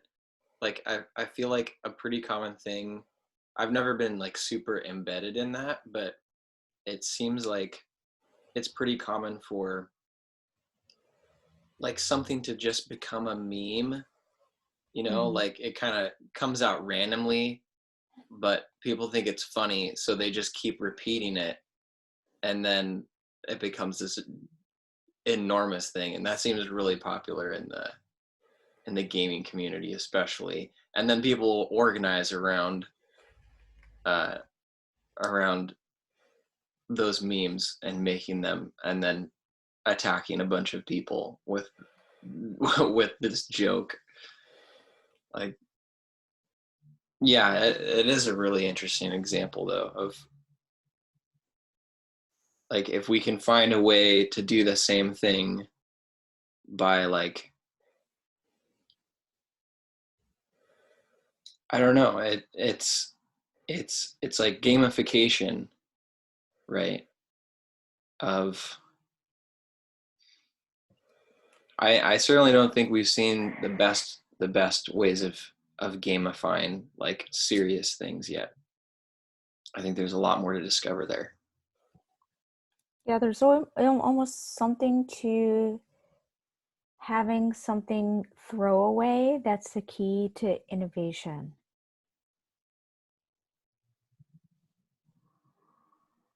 Like what you're working on is just like some throwaway thing. It actually allows you to innovate a lot further. Because then you can just add stuff to it and be like, hey, why don't we do this? Because it's just a throwaway thing. And then when you have that attitude, like, we'll just try this and it's not so serious, you know, then you can, you actually make a lot of headway. Or not. Sometimes it's just crap. And then you can be like, well, who cares if it's crap? Because this is a throwaway thing. So who's quoting Lauren for the board? Oh, no. Well, I'm sort of quoting Lauren. So that throwaway, what you said about throwaway being like a gateway to innovation, I think that's a quote that needs to be documented for the conversation. I think it's important. I agree.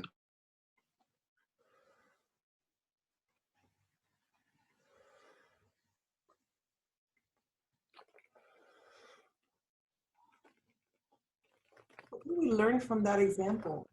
What can we harness from that example to bring into our efforts and make us more effective, because we have such a short amount of time?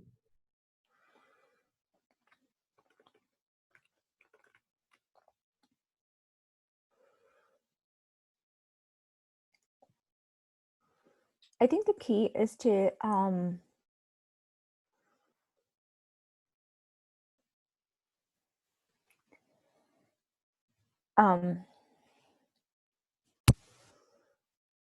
I think the key is to unite around something absolutely ridiculous instead of the most serious of the serious.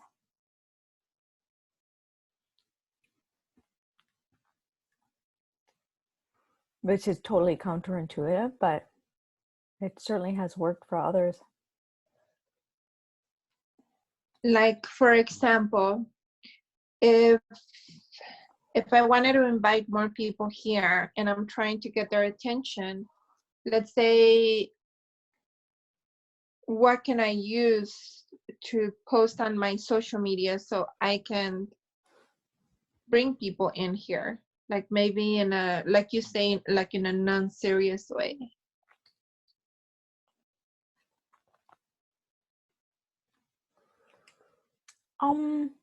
Like I have been, hang on just a minute, I'm gonna find my little Pinterest page. Hang on.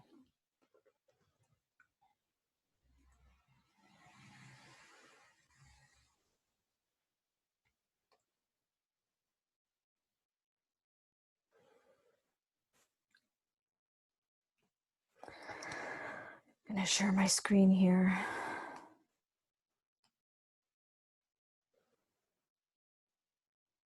You know, I've been doing these little quotes, like taking basically, like my thing is taking these long conversations and reducing them down to their essence. So this is kind of like something that came out of this crap detection thing. So Howard Rangel is like a, you know, kind of whale in collective intelligence. He's put together some of the first classes, and he's kind of at the center of a lot of collective intelligence people. So I know, you know, they just talked about how he put glitter on poop while he was out walking his dog, just to show that person, like, I see what you're doing and I'm acknowledging this crap on the sidewalk. So I don't know, it's just like hang on. Here we go. Yeah, so this is kind of my method. Like I take you can take these like little things and I turn them into quotes. Some are serious, some are silly. I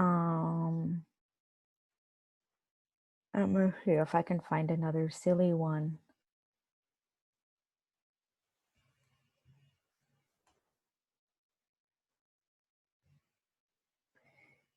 But you can do this even without being a graphic designer. Oh, I like this one too.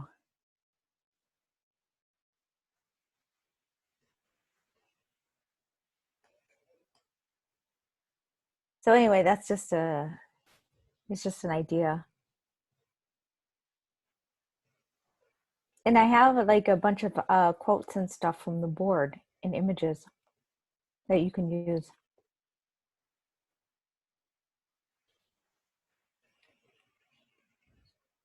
Where do we see that? Do we see those at radish.org or? Nolan can probably connect it. Yeah, totally. I have it linked in the notes, like in the description of past like this segment that we're in right now. There's a link to the Miro board, and I can make that more accessible on the website too. I wasn't sure at first if it was like we were going to end up doing one Miro board per, but it seems like you're just aiming for kind of a general Miro board. Right now, I just have the free account. So it limits you to 5 Miro boards. So that's why I put a bunch of them on just one board. Sure. But I could separate them and put them each onto a separate board. I'm trying to actually, I'm trying to get us some free software. I've been making little pitches because all the collaborative software is really expensive, especially when you have more than a few people using it.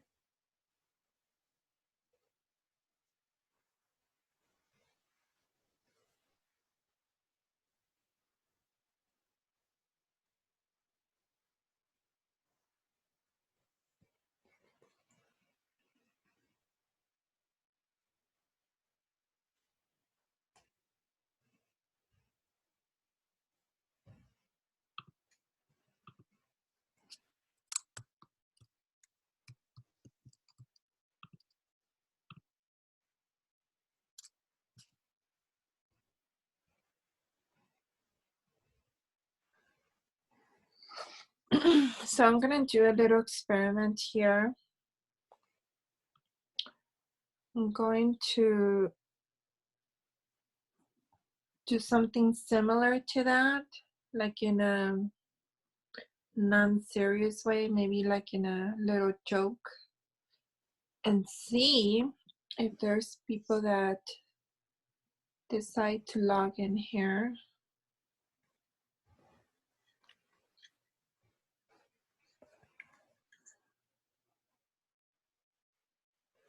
You're doing it now, Maida? Like to invite them to come on now or for the next one?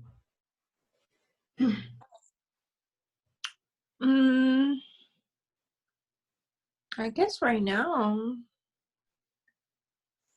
just as a little experiment.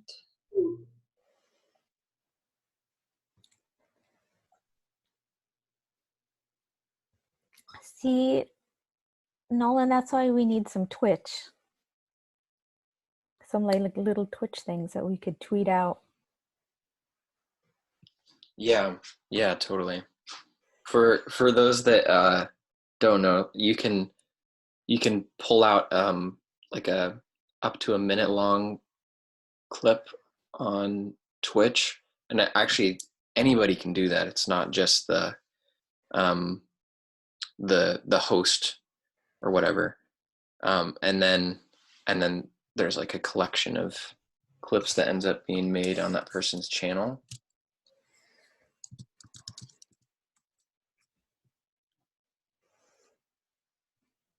Wait, does Twitch, like when we live stream, is it recording? Is this the only recording or does it record? So you have to take it while it's still live and active? Yeah. Yeah. So it's recording live. Oh my God, if we could start a trend and even just do it here of just having someone do some Twitch recordings, you can actually, so you can send that out live. I think you would be able to like tweet it out while you're having the conversation. Mm-hmm. Be like, this is what we're talking about. And then it's already like, a shortened thing and it's already chopped up. So that would probably be pretty amazing. Yeah. Having those little quotes.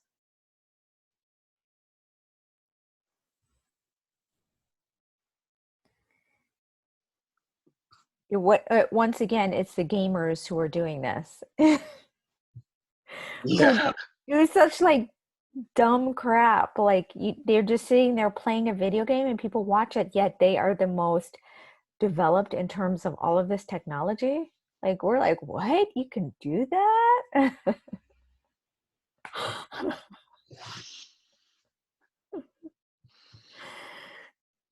Like we just need to link up with these like 15-year-old boys who like are so far ahead of us.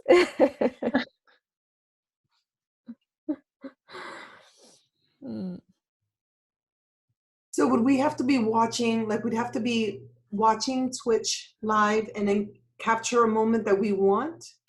Or while it's live streaming, can we go back and find something? Or has to be like, oh, I want to like share that, what I just heard right now?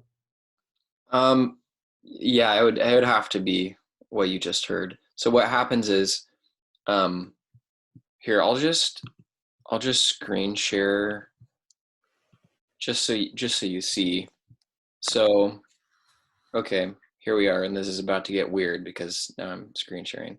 But there's this button right here that says clip, and if you click that, then it'll take you to a whole nother tab, and then you get like, so I think it gives you this whole timeline is like a minute and a half, and it's like 5 seconds after you press clip, and then a minute and a half before that, and you can take up to 60 seconds from it. And so you can play back and figure out exactly where you want to clip it. It can be kind of clunky, like when I've done this in the past. I've tried to be like editing a clip of like Jamin talking, but then he's also talking in the Zoom conference. So I'm like, so I'll have to like leave you can leave your computer audio from Zoom, and then that like basically mutes Zoom. So it's a little bit of a juggling act, but it's not bad.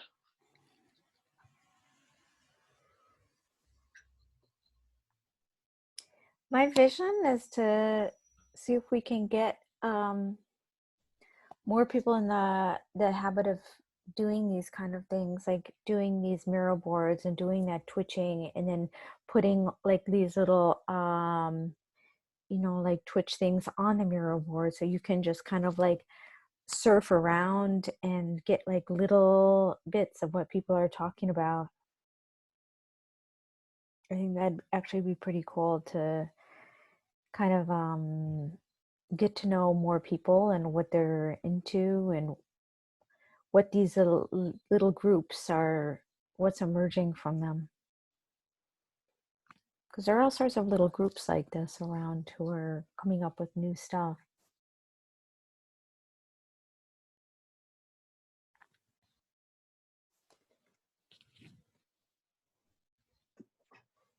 And how do we attract more youth? How do we attract more of the college age, grad school age that will kind of have this vision and are working on this? How do we attract them to this? Because they're the ones that have this talent that they're just naturally doing all this stuff. Like, oh, the learning curve for me.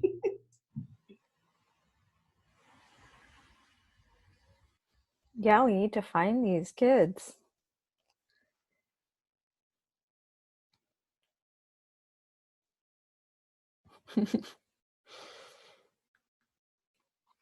We need to find these Zoom bombers, people who have the time.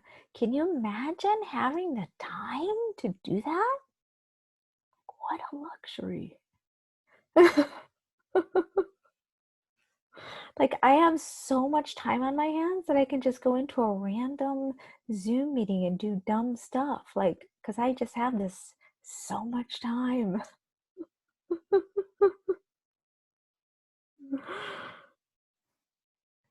Oh,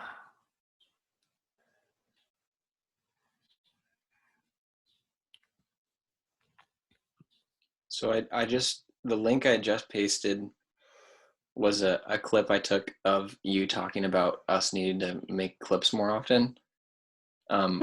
So just as an example, that's how it looks. where is it? Oh, I put it in I put a link in the chat. Oh, okay. Wait, did you name it more cowbell? No, that it just automatically generated that. I was like, what is that? We went to literally yesterday watching SNL with the Will Ferrell when they were doing more cowbell. That's why I was like, you put more cowbell. Weird. The universe, synchronicities. I'm going to say goodnight because I want to get back on before they shut down. So I'm going to try to get some sleep. So I'll say goodnight. Love you all. Lauren, Nolan, mwah, love you all. Maida, I will talk to you, my sister. Livia, if you're still there, good night. I'll see everyone in a few hours. Whoever's here. Good night, all. Sleep well, Jacque. Right. Thanks. Actually, it's about 8 o'clock. I'm going to go soon, too. So, Myra, where are you? I am like 40 minutes away from Jacque. I'm in a city called Mesa. Okay, Arizona? Yeah. Okay. Whenever we see TV shows or something about Arizona, like or New Mexico, like I think Better Call Saul is in New Mexico. My husband says, "Oh my God, that's how my own country looks," because he's from Niger, and it's actually a very similar landscape. Hmm. Where is your husband from? He's from Niger, which is it's a landlocked country in Africa, and it's kind of in the middle of northern Africa, and it's between like Mali and Algeria and Chad and Nigeria and Burkina Faso. Just How did you guys ended up in Paris? so my husband's family immigrated. They started immigrating. There was a coup, and it was kind of hard for them after that. And so they kind of just started immigrating to France. And then the rest of the family followed. So almost everyone is in France now.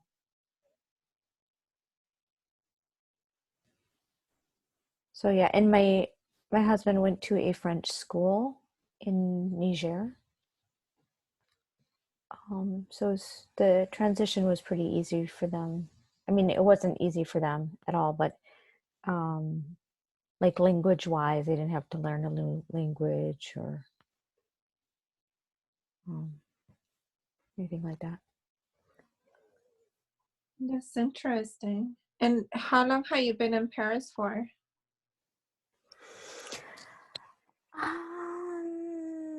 Sort of complicated because I was here like 10 years ago, but then we moved to Italy, and then I was in the United States for a while, and then came back here again. So this time it's been like 8 months or something, but I lived here before. So yeah. So your twins were born here in the United States? The twins were born outside of Paris. So they're French and American citizens. That's cute. Yeah. Very privileged. Yeah.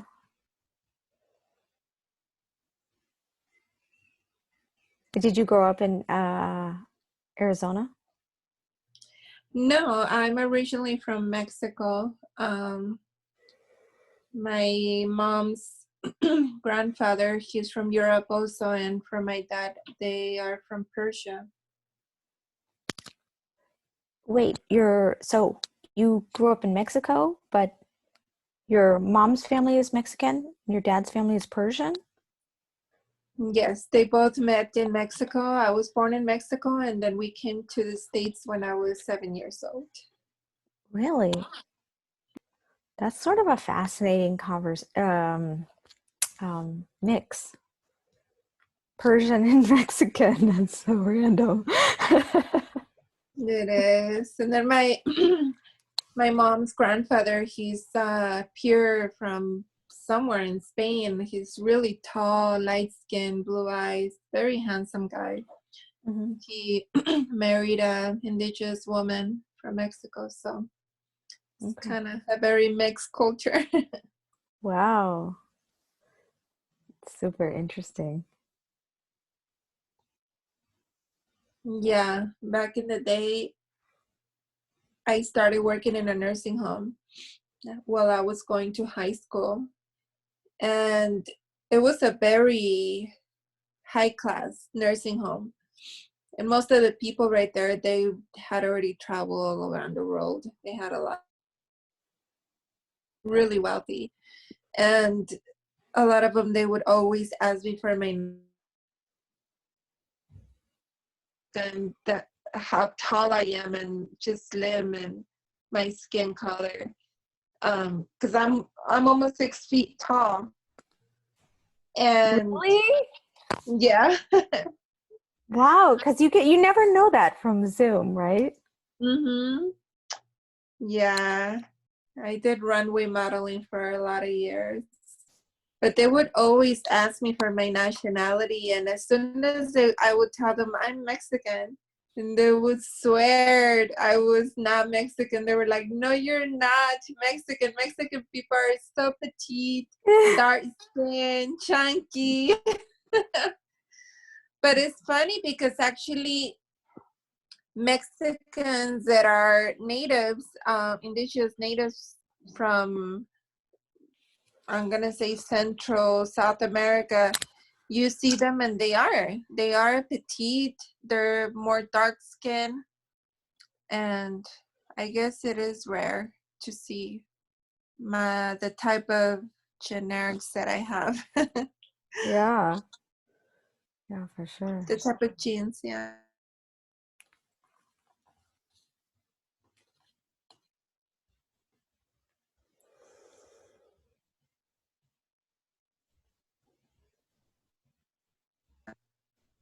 Is there a lot of tourism in Paris still? Not at the moment. I'm pretty sure that has affected the economy, because I think Paris is one of the places where they get most tourists, and this is how they are, I guess they make a lot of money by the tourists. Yeah. Yeah. Yeah, for sure. There are no tourists here now.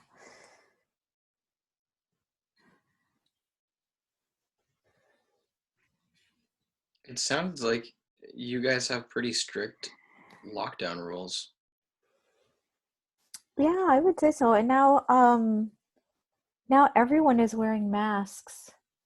Like, you cannot go on the subway if you don't have a mask. I'll still be heavily fined, which is a really good idea.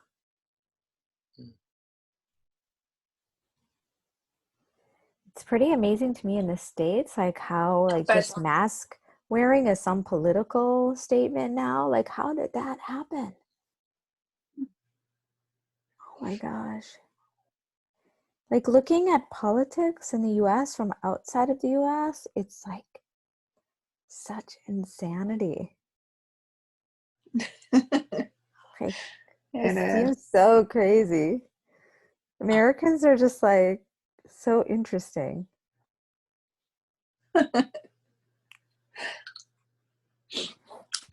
Very reckless in a way. Yeah, I cannot believe how at first, when they first started opening the non-essential, and actually now they are getting pretty strict about the mask, but there's still a lot of people saying, call the 1-800 number, the corporation, and tell them that it's against human rights to make you wear a mask. Like, why can't they just wear a mask? It's only for like 15-20 minutes. Like, how can it hurt them to wear a mask? Like, they can put a gun inside their pants. They're allowed to make this legal, but they want to make illegal a mask. Like, oh my gosh. United States is like upside down in many aspects. Oh my God, it's like total insanity.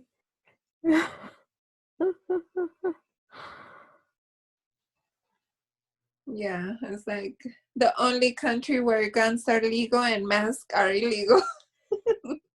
I have relatives from down south, and I've learned that politics is not always the best conversation. Like, my uncle was trying to tell me about the Confederate flag and how it symbolized Southern pride and it wasn't racist, and how could people think it's racist? I'm like, oh God, let's just go to K&W and some food.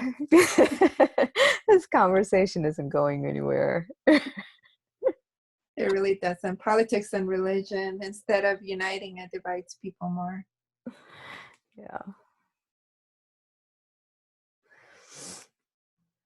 Yeah, well, I'm gonna get going. I'm getting a little sleepy. I have to do a few things before. I was gonna say before I go to bed, but I am in bed right now. Yeah, before I go to sleep. So you guys take care. See you guys next Friday. All right. See you later, Myra. Hi, Bye, Myra. Lauren. It's nice to be at on the same time you are. It is. Well, you guys take care. Have a good weekend. Bye-bye, Lauren. Bye. Who else is here? Livia. Bye, Livia. I'm very happy to see you. I am very late. I sometimes I don't know how to speak in English because I'm thinking in Spanish. I'm in Mexico. So, Oh, you're in Mexico? What part of Mexico? I'm in Guadalajara, very close to Tequila, Jalisco. Oh, that's nice. Yeah. I was hearing that you are from Mexico too, or not? Yes, I'm from Durango, Mexico. Ah, very good.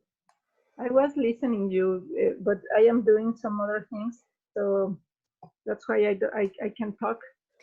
But it was nice, and I was listening that they don't think. Are you living in the United States? Yes. Me and Nolan were in United States. Jackie also. Just Lauren. Lauren, she's in Paris. Are you in Paris, Lauren? Oh, very good.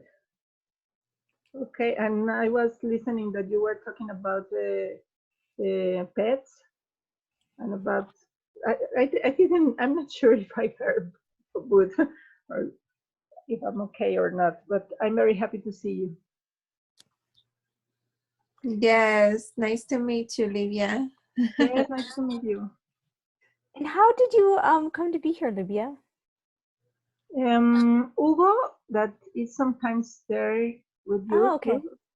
We are working in the 350.org, 350.org. Okay. Do you know it? Yeah. I am activist and environmental girl, and Okay. we are doing some things. And I'm working with social labs about recreate the society. I mean, to work together to work it in the better way. And we are working together with Hugo, and he invited me. It is very good to me because I can practice here my English, and he told me that I can see that you have different items. It depends the hour of the day or something like that. Most of the times I can go in at this hour because I am doing some other things. And he told me about you are working about using the networks, the network. Yes, for example, Facebook, YouTube, Instagram, all these things to make something. Mm-hmm.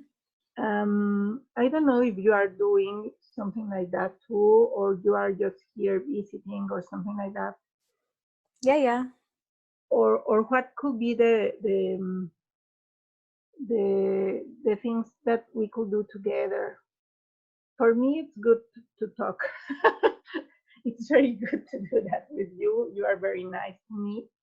That's why I'm back in here. But if we could do something, it's good to me too. Oh, nice. Yes. Do you miss Durango, Mayra? I do.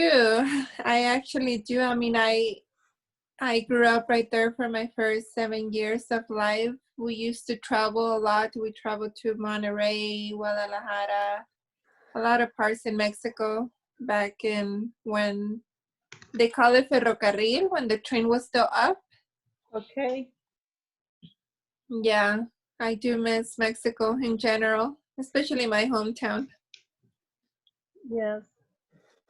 But there's a lot of Mexicans here in Arizona, so But do you miss the food?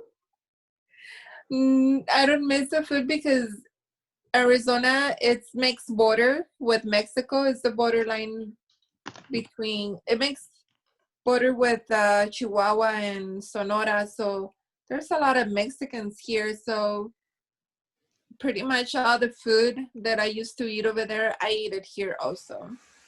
Maybe if I was in Europe, it would be something different, but no, it's United States still has a lot of access to the Mexican culture. That's good. Yes. The tacos, it's different, the food in the north of our country that in other places. For example, the tacos, I suppose that it's different. The way, I don't know, for example, I'm thinking about suadero, do you know? Suadero, cabeza. Tacos de suadero. Well, we don't need meat, and I don't need meat. I guess, I mean, I still make tacos, but it's all plant-based, and it really tastes almost the same. Like if I grill tofu, it tastes almost like chicken, like grilled chicken, or even portobellos also. So yeah, I think in the tacos, what gives it the flavor is the ingredients that you put in there, like the guacamole, the beans, the salsas, the pico de gallo. But yeah, tacos de suadero is, I tasted tacos de canasta. I don't know the difference. It's different the way to cook. It's not the same in the north and in some other places. It's different, but it's good if you are eating. Are you vegetarian? I guess you can call that a little bit more a vegan because I don't eat eggs and I don't drink whole milk. The only thing that I have a little bit of trouble is the yogurt, and this is because I got so used to getting my probiotics from the yogurt. So, but yeah. Okay. So you know what we are talking about, Lauren? Mm-hmm. The tacos. Have you ever eaten tacos? Yeah, I was a vegetarian for like 15 years before I married an African.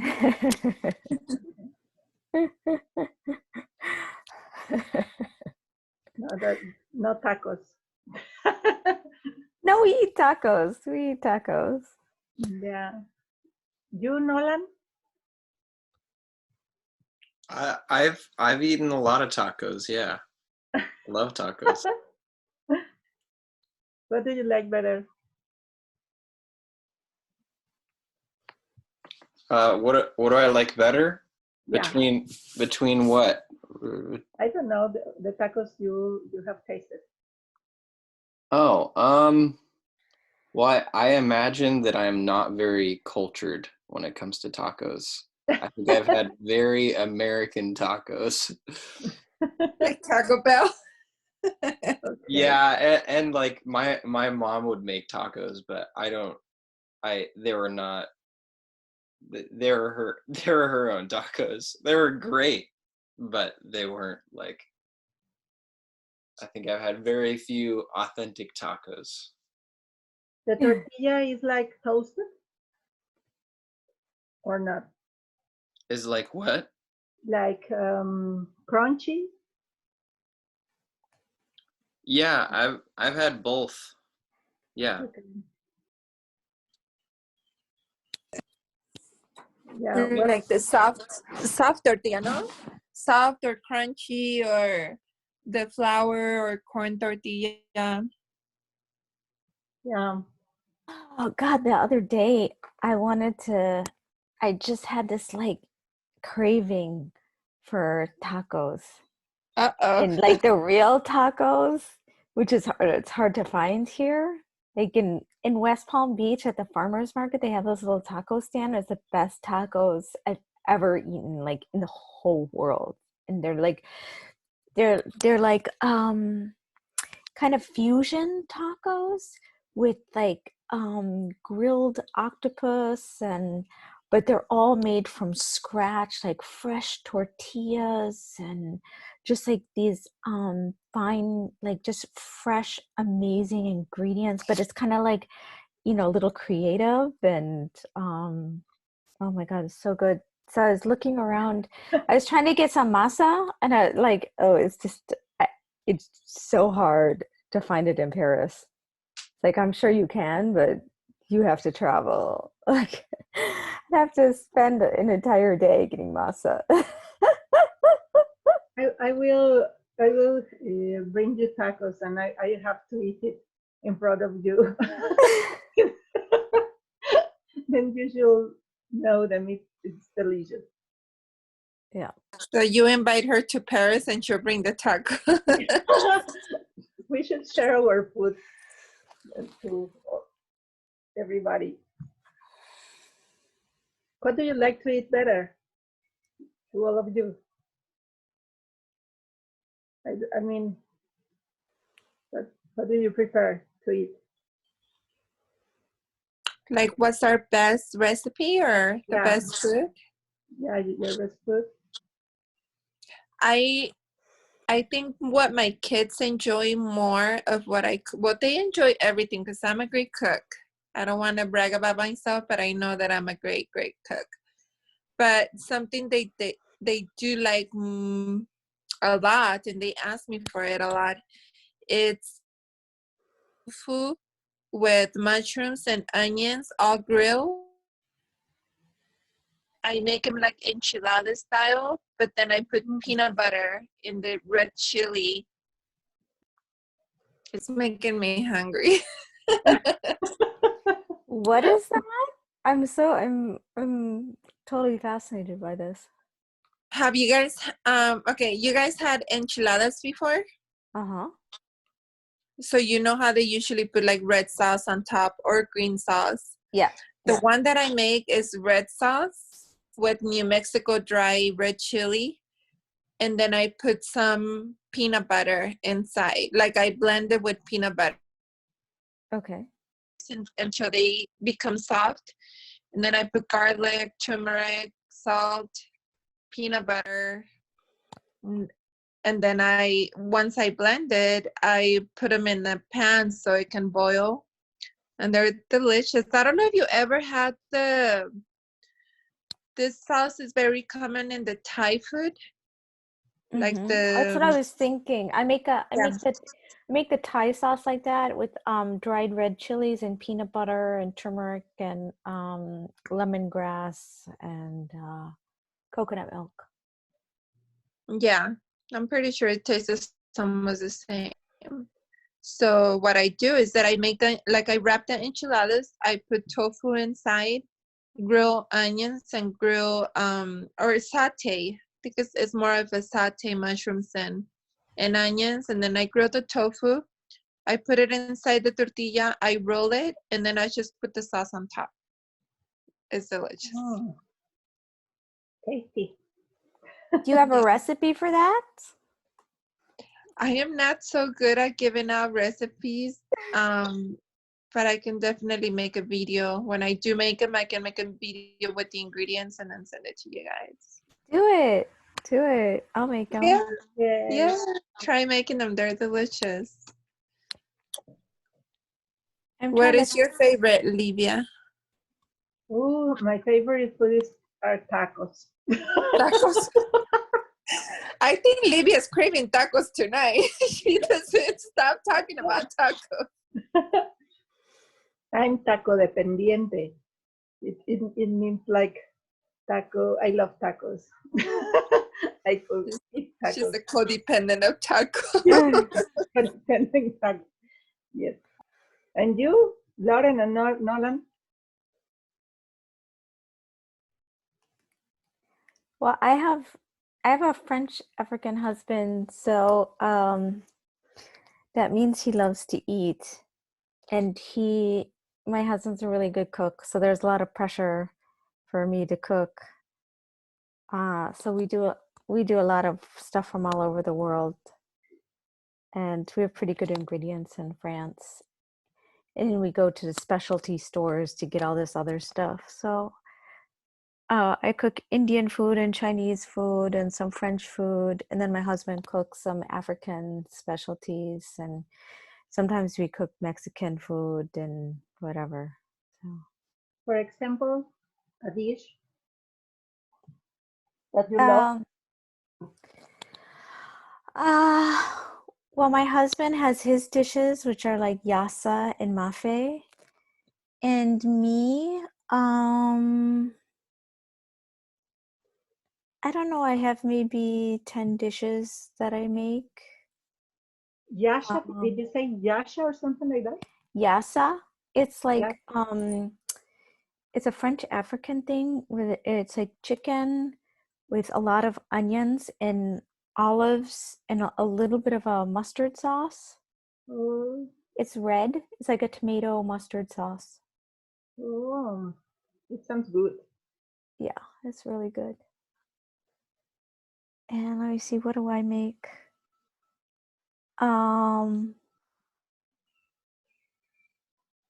My base, like my Indian stuff is like dal and rice with maybe like gobi Manchurian, the fried cauliflower. Or if I could get it, I would make paneer.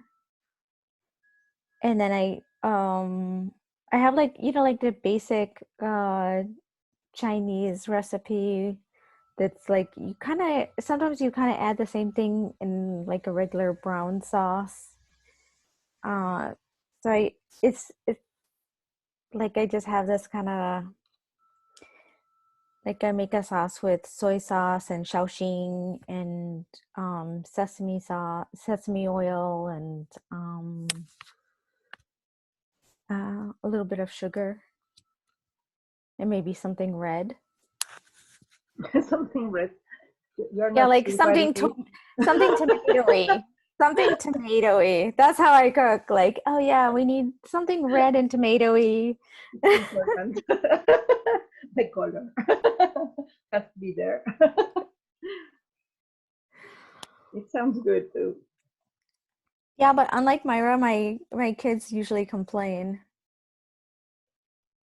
They're hard to please. So no one at my house is like, oh, thank you, that was great.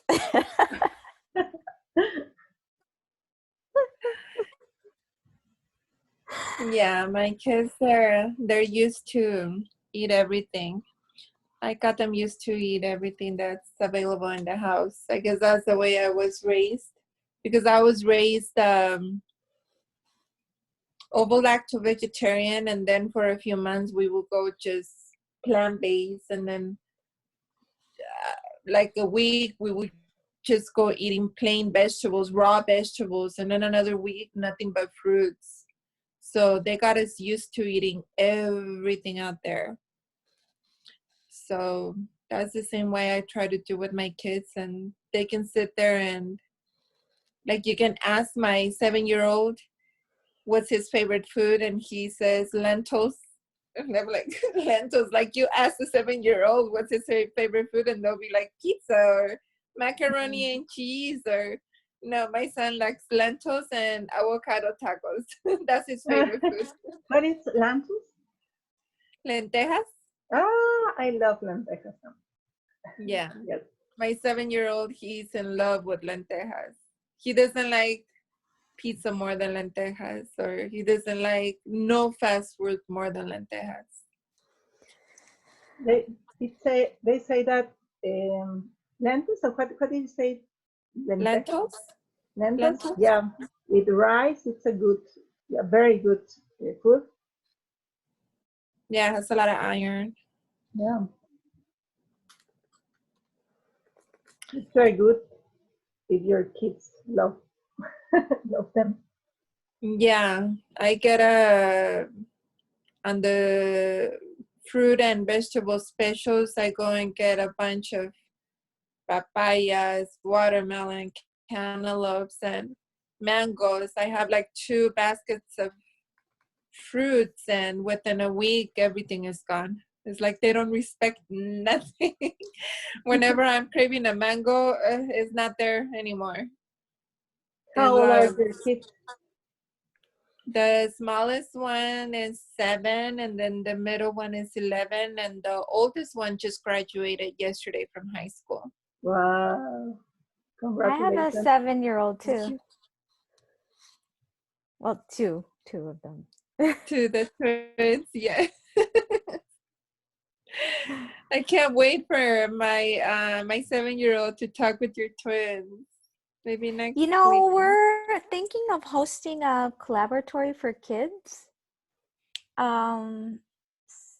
Yeah, so it's like an international, like little, like what we do, but for just for kids, and probably without like too much direction, because they seem to have more fun when, like, even though it seems like chaos to us, when they just kind of do their own thing. That would be fun. Yeah, I'll let you know when we decide. Maybe we're thinking maybe on a weekend or something, just doing it kind of like regularly. Yeah, definitely let me know in advance. Okay. Because I have 50-50 custody with Ryan, so this weekend is his dad's and next weekend it's mine. So Okay. I'll let you know for sure. Lydia, do you have kids? Alrighty. Yes, I have Huh? two. I have 2 kids. One for it has 14 years, Mhm. and my girl has 12 years. Okay. They're studying here at home at the moment. I am very happy at home. I don't like to go outside, and I don't want to drive. I don't want to spend money in buying food. It's better for me to do some things here at home, like painting or something like that. We meet our friends. That's something important for us. But I could be here all the time at home. We are playing music. I play a little bit of guitar. My kids. Daniel is the kid of 14 years old. He is playing drums, and my girl is playing the piano, and we are playing together with my husband. He's playing bass. we have our band, and it's nice to do these activities together. It's nice. That's why I am happy being here, I suppose. I don't know if I will continue being happy like this, but at least at the moment I'm happy. And you? Me? Yeah. What's happening in your countries about COVID? Oh, you know what, Nolan? As Lydia says that, I'm reminded that I wanted to work out something with you so I run a collective intelligence collaboratory, and Oh, I wanted to. We're scheduling sessions now, and I was wondering if I can schedule one that lines up with the block party, so we don't have to like. So you'll just kind of have some people there, and then I can just have like get a few people to come, and it will be like a full session. It's kind of like my lazy way of organizing all of this. So I was wondering if you'd be interested, and if so, what might be a good time. So we're doing also like basically it's just like a session on collective intelligence and COVID, so it can be really anything. unrelated. If you have something in mind you think would work. I want to know if I understood you. You are doing something about collective intelligence. Am I right? Yeah, here, it's Kiko Lab. I just put the website in the chat. Okay.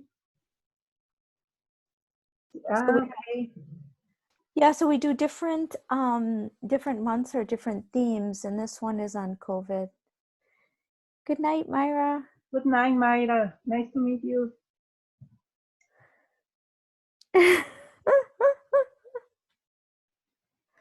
Also, Olivia, I have you can look at this. It's from earlier in the conversation. I don't know if you were here when I shared the screen, but I'm making a Miro board with like quotes from our conversation, so you can see what we're talking about before you came. Yeah, of course. Would you like to have my WhatsApp or something like that? Yeah, I'd love to. I'm going to write it. I'm opening your website, like Collective Intelligence Laboratory, and okay. The beginning is near. Would you like me to share my? Yeah. Okay.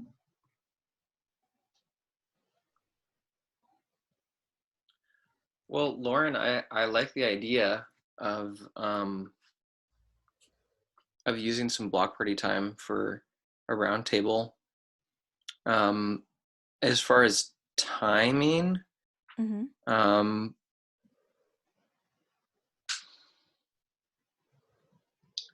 we could do something early in the morning, my time. So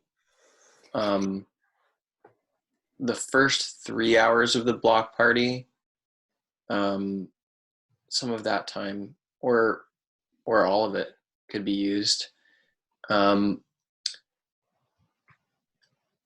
So again, that's 6 a.m.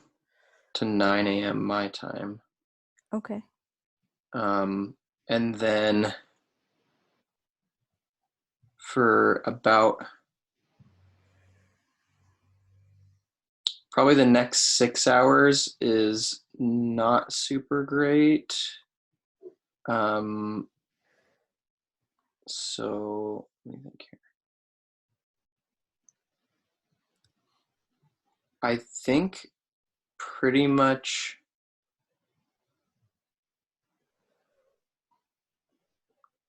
yeah, so those first 3 hours and then after 5 p.m. my time. Okay. So there's quite a bit of flexibility there.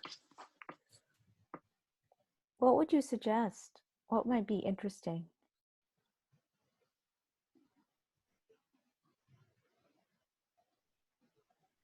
Then what you are doing in PsychLab is to create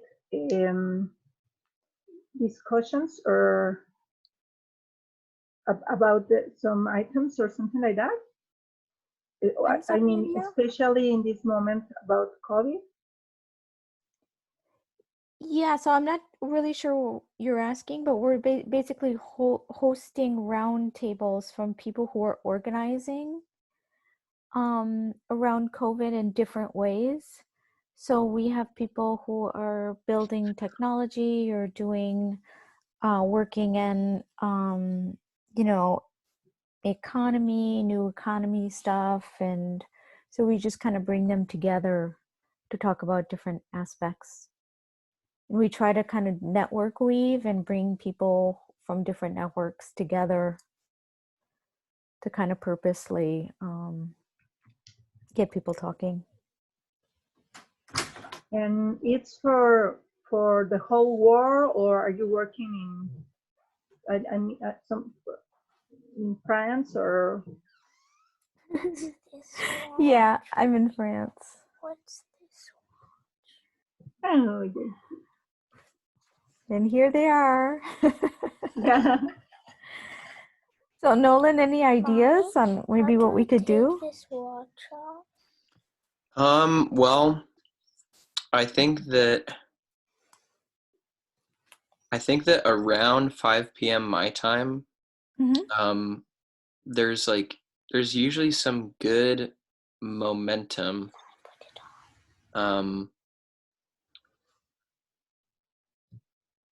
What time? That to me that I don't even know if I'm awake during that time. Yeah, no, you're probably not. You're right. Okay. Let's see. What's the time difference here? I'm going to write you my cell or my Facebook. Yeah, whatever. I'd love to connect with you. I'm trying to find. You could just send it to me in the chat too, and I can connect with you. Okay. What am I doing? I'm sleepy and I am tired. But be patient, please. Where is the chat? Okay, I found it.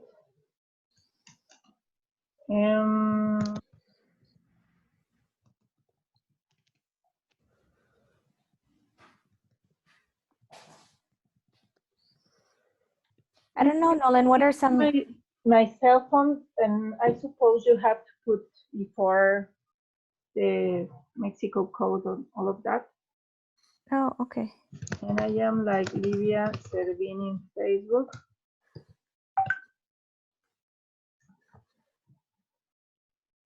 I'm going to read everything. And I'd like to know, you are asking me to participate in the conversations? Yeah, if you want to, I would love to have you. Okay, it's nice. So what I'm doing right now is I'm trying to arrange them, trying to figure out what we're going to talk about and when. I'm not quite sure yet. Yeah. We are using a guide to create conversations or discussions about whatever. Uh-huh. I don't know. Let me check if I have here something. No. We are using some images, and it's a guide. It's a system to talk, and I could share it. I remember I told you about it the last week. Okay. Then let's contact us in Facebook or in WhatsApp, and we continue talking. Yeah, I'd love to. Hang on. I like to. Good idea, and thank you.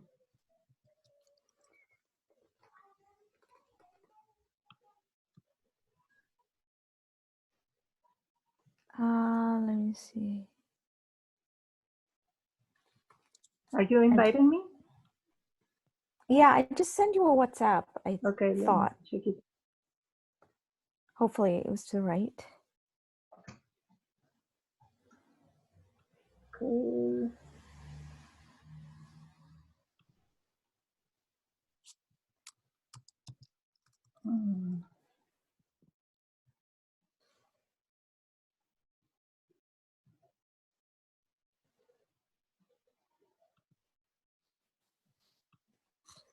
So what do you think, Nolan? What are some interesting themes that have come out of Collective Intelligence Block Party on COVID?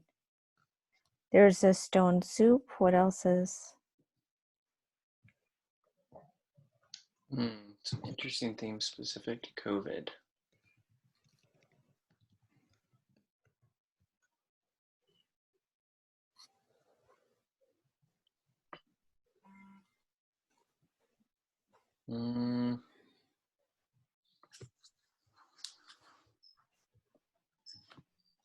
I don't know. Can you maybe give me more of a sense of what you're looking for? Yeah, so we have on the website on kikolab.org, there's on the second page under the collaboratory, I have some possible subjects. Okay. I can look and send to you. Hang on. We created we named, I don't know how to say it in English, but simple and pedagogical. I don't know how to say it in English. Bueno, yo hablo español. Well, we create a list of the most important things that people has to know about COVID. Really? Yes, about coronavirus and COVID-19. Who does? 350?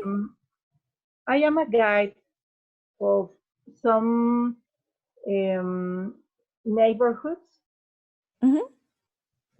to guide the organization, and they decided to talk about coronavirus. So we create a document with the most important things to know about it, to share it with the other neighborhoods or with the other neighbors. It could be a guide. Okay. Interesting. And we've been very active about it, not just about the talking about the health. We've been talking about the economy, the things that are happening as long as the COVID is here, and we've been investigating. For example, if you go to my wall in Facebook, are you looking my Facebook? Yeah. I share my screen. I don't know if you can see it. Yeah. Yeah, we can. Yeah. Okay. For example, I shared something. There, it was a fire here. We've been sharing some special things that are happening here to take care of the forest and all of that. Oh, what happened? Okay. And I shared something about the mask, because the people, it's not, we wasn't sure about what to wear and how. Let me check. Like this. For example, this is a failed news, and we are investigating. We have a net, and in this net we have experts. For example, doctors, chemicals, I don't know, any kind of a specialist of whatever. And it depends the item that we make a phone call to ask them something, to create information, but good information, not failed news, or to understand it if a notice is failed. And for example, I should translate this. I don't know if you understand Spanish.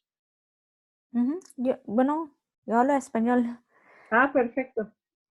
Then you could read it, and we could create something to talk. We have list.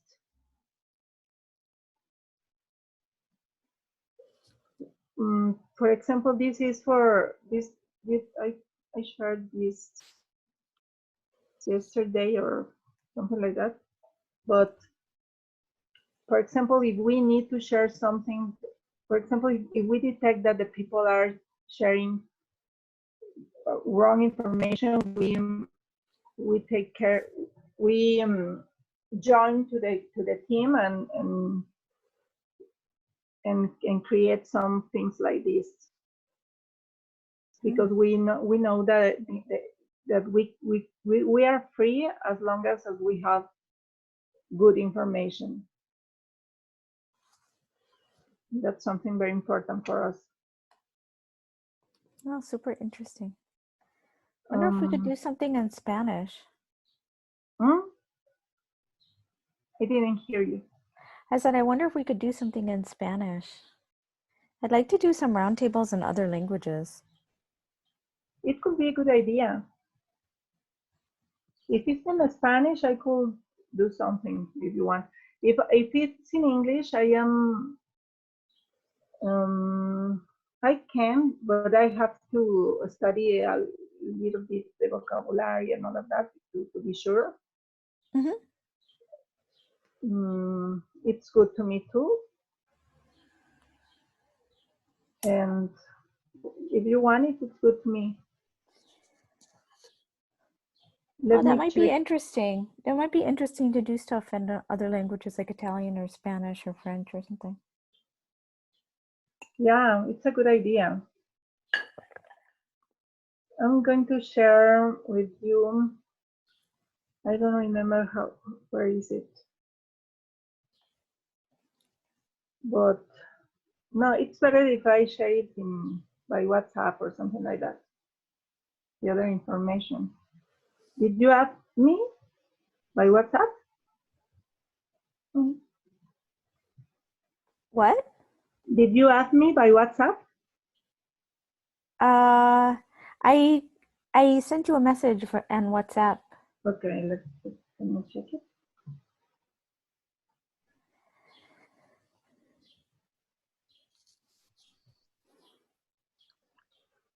So Lauren, I guess what's coming to me in terms of topics, and this one's pretty broad, but my mind is just going like,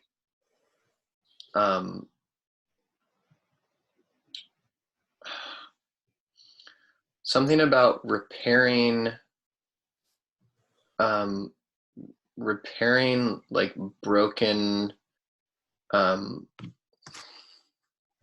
chains, basically, with these collective intelligence principles and tools that we've gathered. So like something about enabling the same services, but recognizing that we need, I don't know exactly how to phrase it. I mean, I think that food is a really good example, because with nobody wanting to gather in a restaurant, the restaurants need a different way of marketing to people and getting food to people. And if restaurants aren't serving people food, then the producers of that food, they're not selling to restaurants anymore. So there's like these broken flows that we could be just trying to get back to how things were structured before, or we could use the kind of network weaving, more distributed mesh kind of collective intelligence paradigm to substitute. I'm having a hard time condensing this down into like a really simple meeting topic, but I don't know. Maybe that's too vague. It is vague, but there's something there.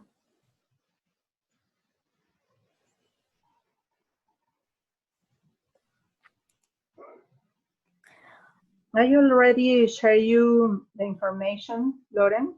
Mm-hmm. You have to remember that this information was created on March 12th. It was preliminary. We were starting in Mexico with COVID. Mm-hmm.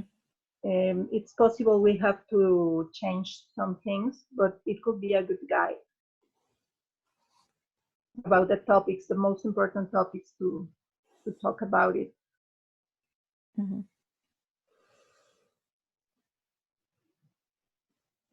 It's in Spanish. I don't know if we have to do something different. For example, it's important to know what to do. We have another guide. For example, what to do with the people that has a sick family, or one of them is sick. If you have to use mask, what kind of mask? Mm-hmm. What about the food? What about the dishes? If you have to, how to clean them? If the if with soap or with what? For example, no, with, and it's good. It could be good. Mm-hmm. And if you want to do something in Spanish, it could be good for me too. What I'd really be in with what I'd really be interested in is finding people who are doing things in collective intelligence and just getting them together and doing something in Spanish. So even less important like what the subject is, but just trying to identify people in the community who might having to be always talking in another language and getting them to connect in Spanish, because there might be some people at the edges who don't speak English well, who will really shine in this conversation. Yeah, it's good. I think one of the most important things we have to do is to talk. We have to learn to talk. We've been creating, in fact, the guide we are using, it's about to talk with structure.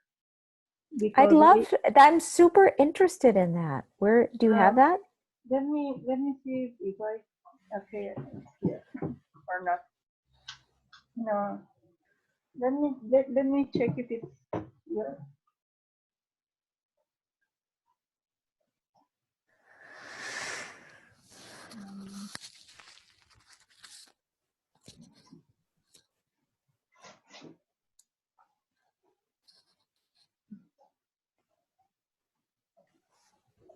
Look at this. The name is Kerkus Guide. This is Kerkus Guide, and we've been working with this. That is a pictogram. Mm-hmm. Then every image means something. I shared the meaning of each. Mm-hmm. And we create we decided we agree to use it, each one. Then we create a common way to talk. For example, I don't know what's happening there, but here in Mexico, it's very important to use these guides, because we discovered that we are not understanding the other people. For example, this I means that I am talking about what I know, because I've been living here in Mexico. Mm-hmm. If you haven't been living in Mexico, you don't know what tacos means in Mexico. We have to context the others to understand the people. in fact,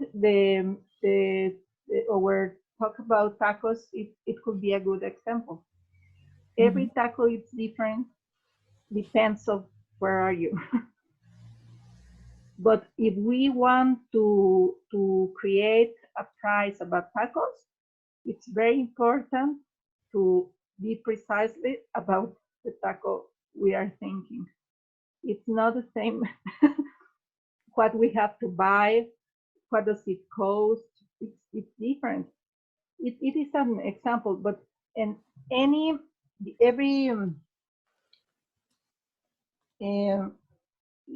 all of that means something.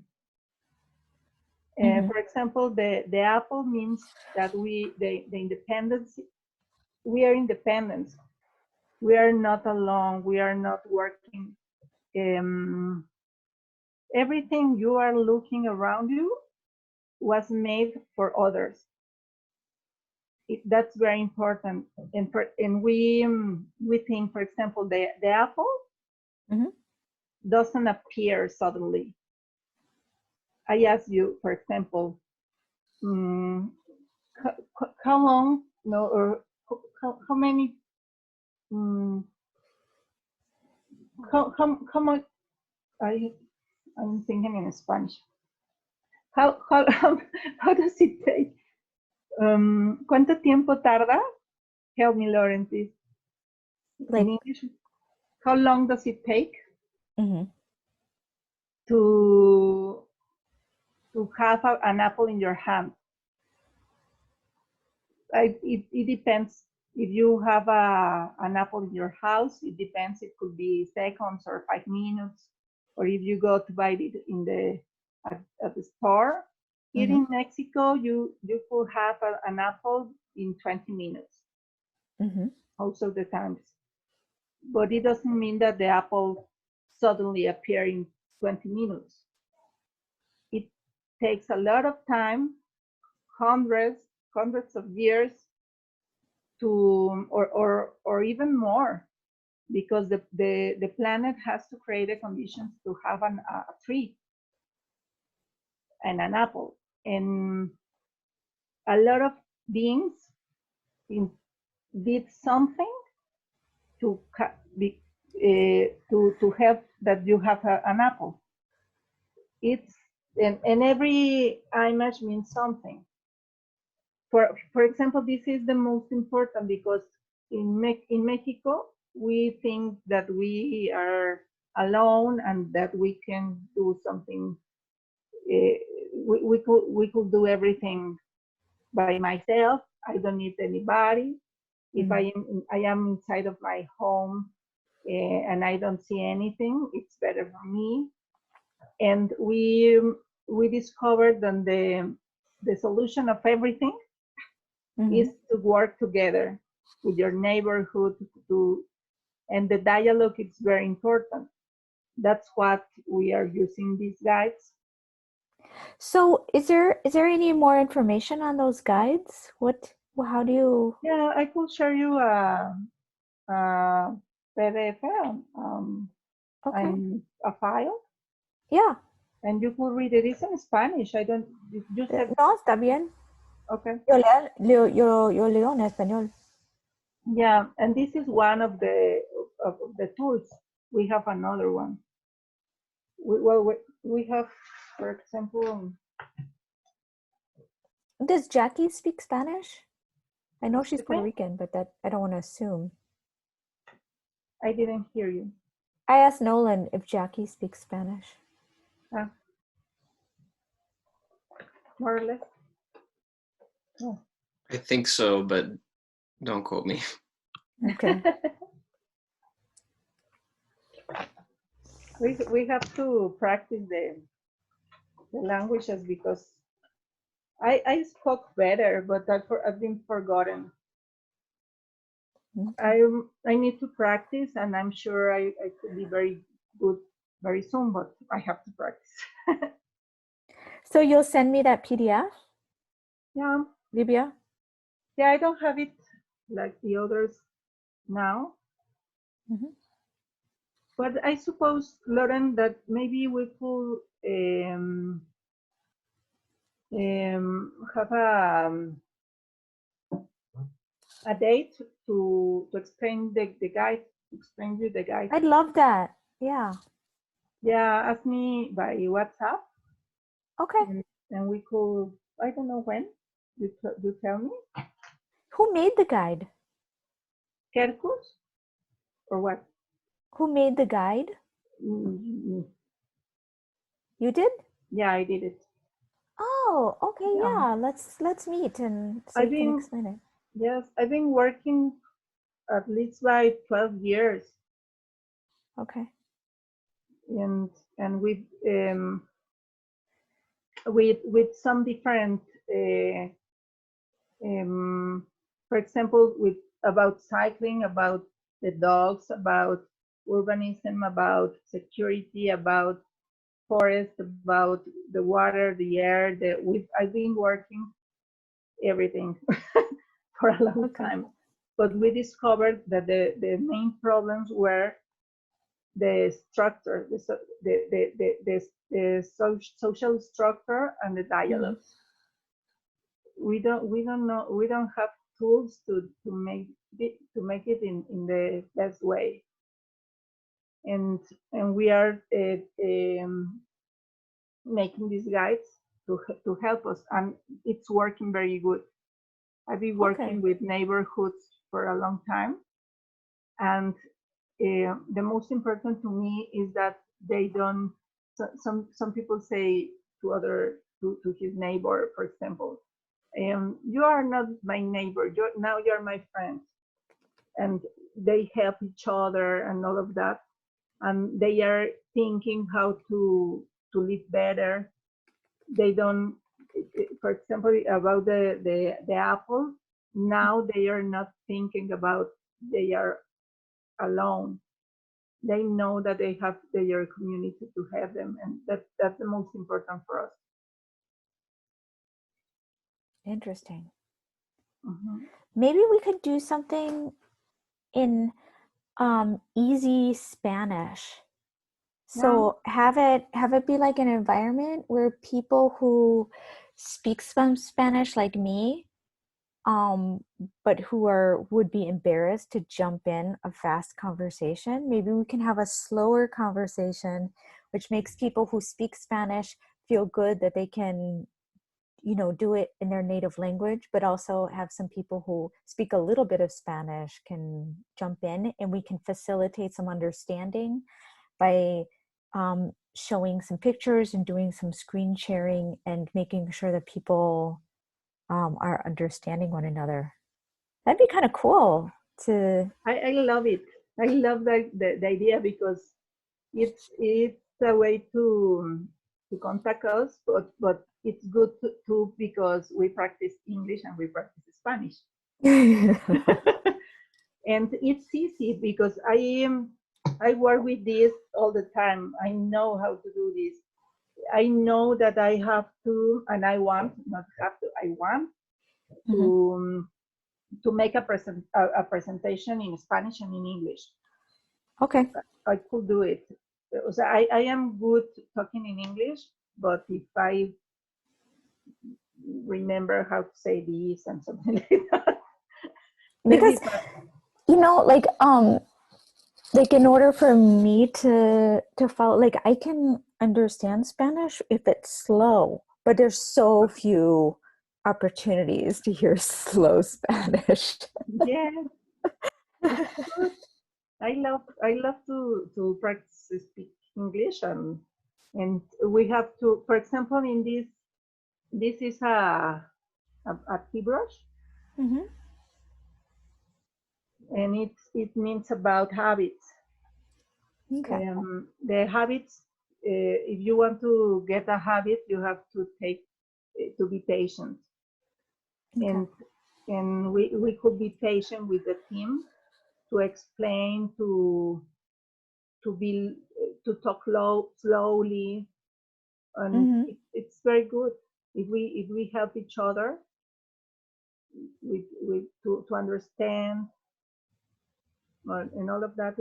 I like it very much. I promise to create a presentation in English and to do it in Spanish very, very easy, very Okay. concrete. Yeah, it's a good idea. Oh, I'm We excited. have a deal. Great. Great. It sounds perfect. And we'll talk later. I'm gonna go make breakfast for my little ones. And I'm so glad Yeah. to be here. Nolan, we'll figure something out. Sure. Yeah. Just Maybe I'll just do something with Myra and Jacque at their Divine Feminine Hour. I didn't understand. So I'm talking about doing something with like with the block party with Kiko Lab, and was thinking that maybe we could just do something COVID in the Divine Feminine and how it's changing our perceptions of Okay. humanity. We could talk about it too. Yeah. It has been interesting. Yeah. Good And idea. that way you already have the people there. You can just jump in. Sure. Yeah. If you want to do something in that time slot, I would just recommend communicating with Jacque or Myra or Melissa, because they're for sure. very much owning that time. Yeah. Do you have your telephone or something? Yeah, I have. I'm connected to Jacque on Facebook. Okay. If you want to share me her contact. Yeah. Hang on. Let me see if I can make a. I don't know how to do a recommendation anymore. Maybe I can just. You could copy write a message. the link and both of send you? it to WhatsApp or to Facebook.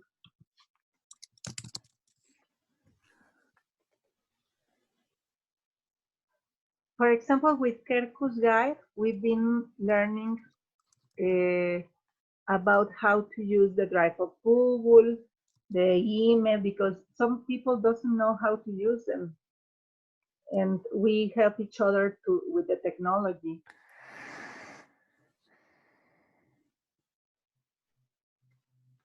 Let me check. Yeah.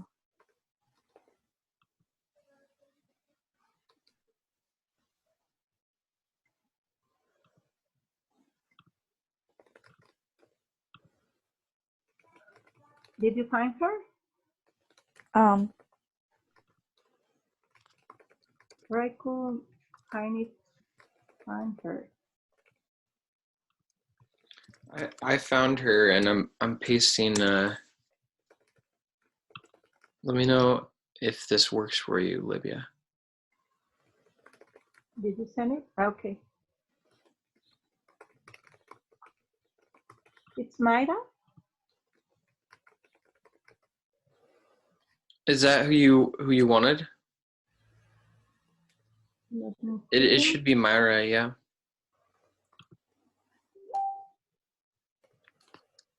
Myra, yeah.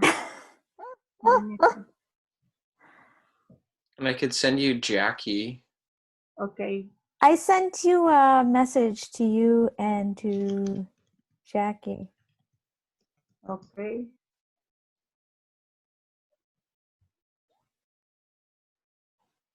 Okay. God, she is tall. You can see it when she's standing next to someone. Myra, I mean.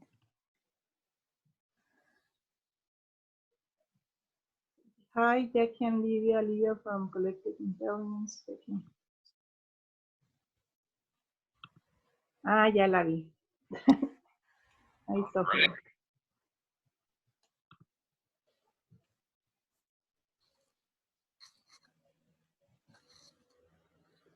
Okay.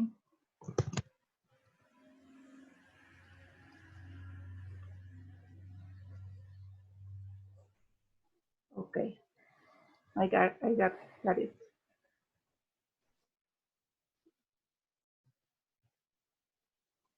Okay. Very good. Good. Well, I'm gonna go now. So we'll, Libya will meet, and you can explain to me more about your guide. I love that. Yes, of course. And I'll talk to Jackie and Myra about the Divine Feminine Hour. Yeah, yeah, she has good information about that, and I love that she lives. It's her her own experience, and it is very good. Yeah. I am contact with the feminists of here in Mexico. Okay. We've been fighting for our rights, and we have a net, very good net. That's our it's very important for us too. Yeah, I heard in Mexico the other day there was a huge demonstration where the women just stayed home to protest the femicide. Yeah, we have a lot of work because it's in home where the women are in danger, Mm-hmm. and the kids too, because the people that it's not doing good things with them are the family, and we have a lot of things to do about it. In fact, some men Mm-hmm. are creating dialogues for men to talk about the violence, their own violence, and it's very interesting too. We could do something about it because in some part we are talking about women and about how what they need, what we need as women, but in the other side is the part of the men, what they are doing, because if they don't think what to do with their violence, it's difficult to progress. Mm-hmm. It's important. We could talk about it too. Okay, I'm gonna go now. I need some coffee and breakfast. So. Yeah.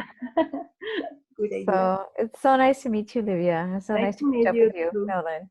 Bye. Yeah. Bye. See you, Lauren. And talk to Jamin about maybe participating in an Easy Spanish collective intelligence thing. He might know if Yeah. We've had some segments in the past, and I think he could definitely help bring in some attendees to that. So great. I Okay, think that's perfect. a really good idea. Cool. Okay. Bye. All right. Bye. Yeah. Nolan, nice to see you again. Hey, it's nice to see you. Yeah. I have to go to sleep now. I understand. Yeah. What time is it? It is just after midnight. Okay. Here it's 2 a.m. Ooh. No, I'm very tired. I need to sleep. You start at what hour in this? We start. It would be 18 hours ago. 18.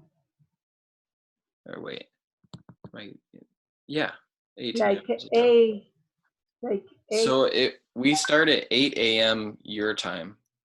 Okay. PM. A.m. Okay. Yeah. Tell me. Okay. I'd like to understand. And this group is about talks, or what is the main function of this dynamic? It's primarily about collective intelligence, is one way. It's really about bringing people together in conversation and making those conversations very, basically we want to create a very welcoming, friendly environment where we can have guests and conversations about big issues and solutions to them. Not exclusively all serious, Okay. but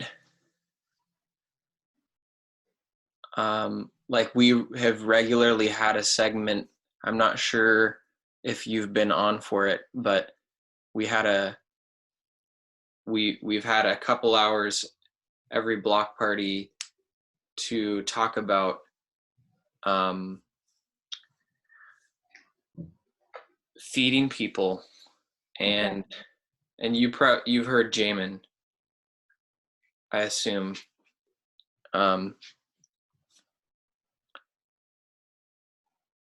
But the main thing is just bringing people together and hearing a bunch of different voices, and making space for that.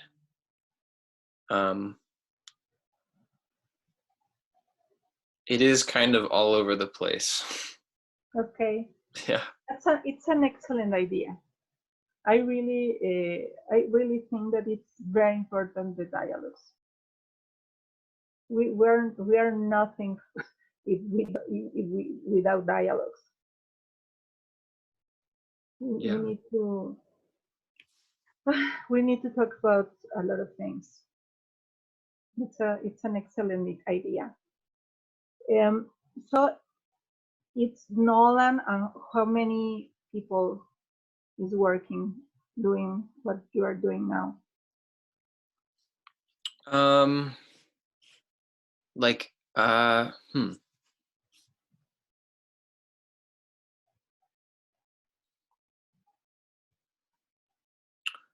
So I would say we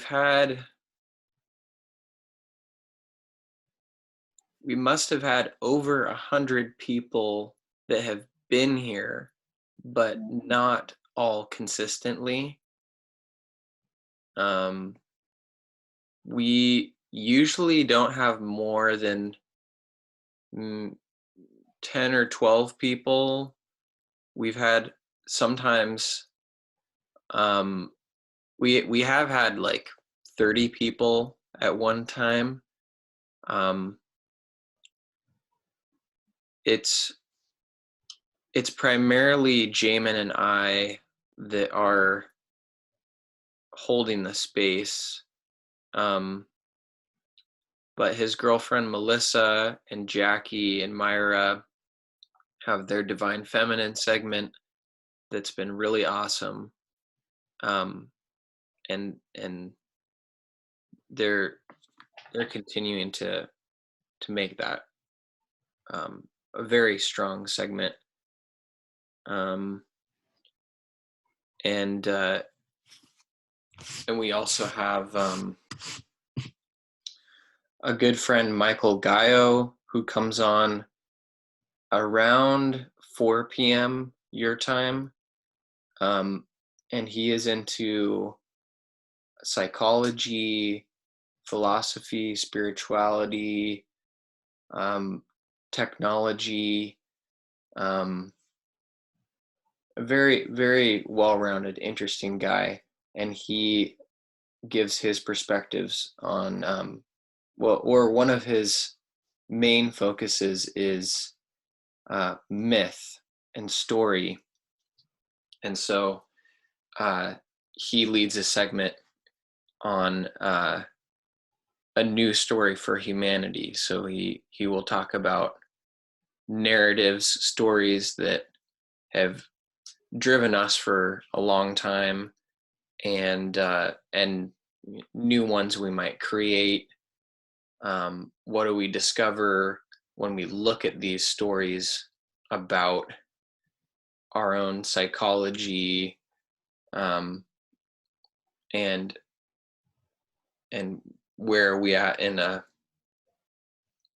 grander story? Where are we going? I know that was a long answer to your question. But it was nice. I understood that there's a lot of people working, and that they have you have a lot of items to talk. It depends about what you want to talk. I've seen the list of the things to talk, and I like it. In fact, philosophy or spiritual things or whatever you want to talk, it's good. I like it. It was a good idea. But who had the idea, or it was a team, or what happened at the beginning of this? At the very beginning, it was, well, Jamin had been hosting a social club called this. It was originally called the Social Club at the End of This World, and he hosted those every week on Tuesday, and he did this for, I want to say 2 or 3 years. And then about 9 months ago, him and I reconnected. I had first met him almost 3 years ago, but we didn't talk very much. 9 months ago, we reconnected, and him and I talked a lot, but we weren't running these super long meetings. And then, let's see, how long has it been now? This is the 15th block party. So over almost 4 months now, Jamin,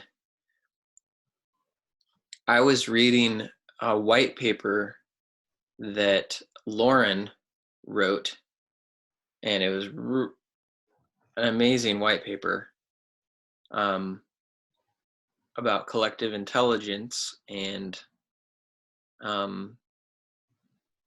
humanity not working together. How do we come together? We have these new tools, and we have these giant problems that are going to need a new way of solving them. So we were reading Lauren's white paper, and Jamin was just very impassioned about getting people together, and so he was just like, screw it, we're throwing a block party. And why black party? Why not green, red, or yellow? oh, it's a block. Ah, block. Okay. Yeah, like a neighborhood party. Okay. Yeah. Yeah. Okay. I like it. Good idea. And congratulations for your work. I think it's really, really important. And let's continue with this. We have to do what we have to, and not just thinking that someone else is going to do the things. Then congratulations. I appreciate your work. Thank you. Yeah. Okay, I'm going to sleep. All right. Well, it was good to talk with you, and I'm glad you came by. Yeah, I add you in Facebook. I saw you with the girls, and I add you. Awesome. Yeah, nice to see you. Good to see you too. Right. Good night. Bye. Sleep well. Thank you. Bye.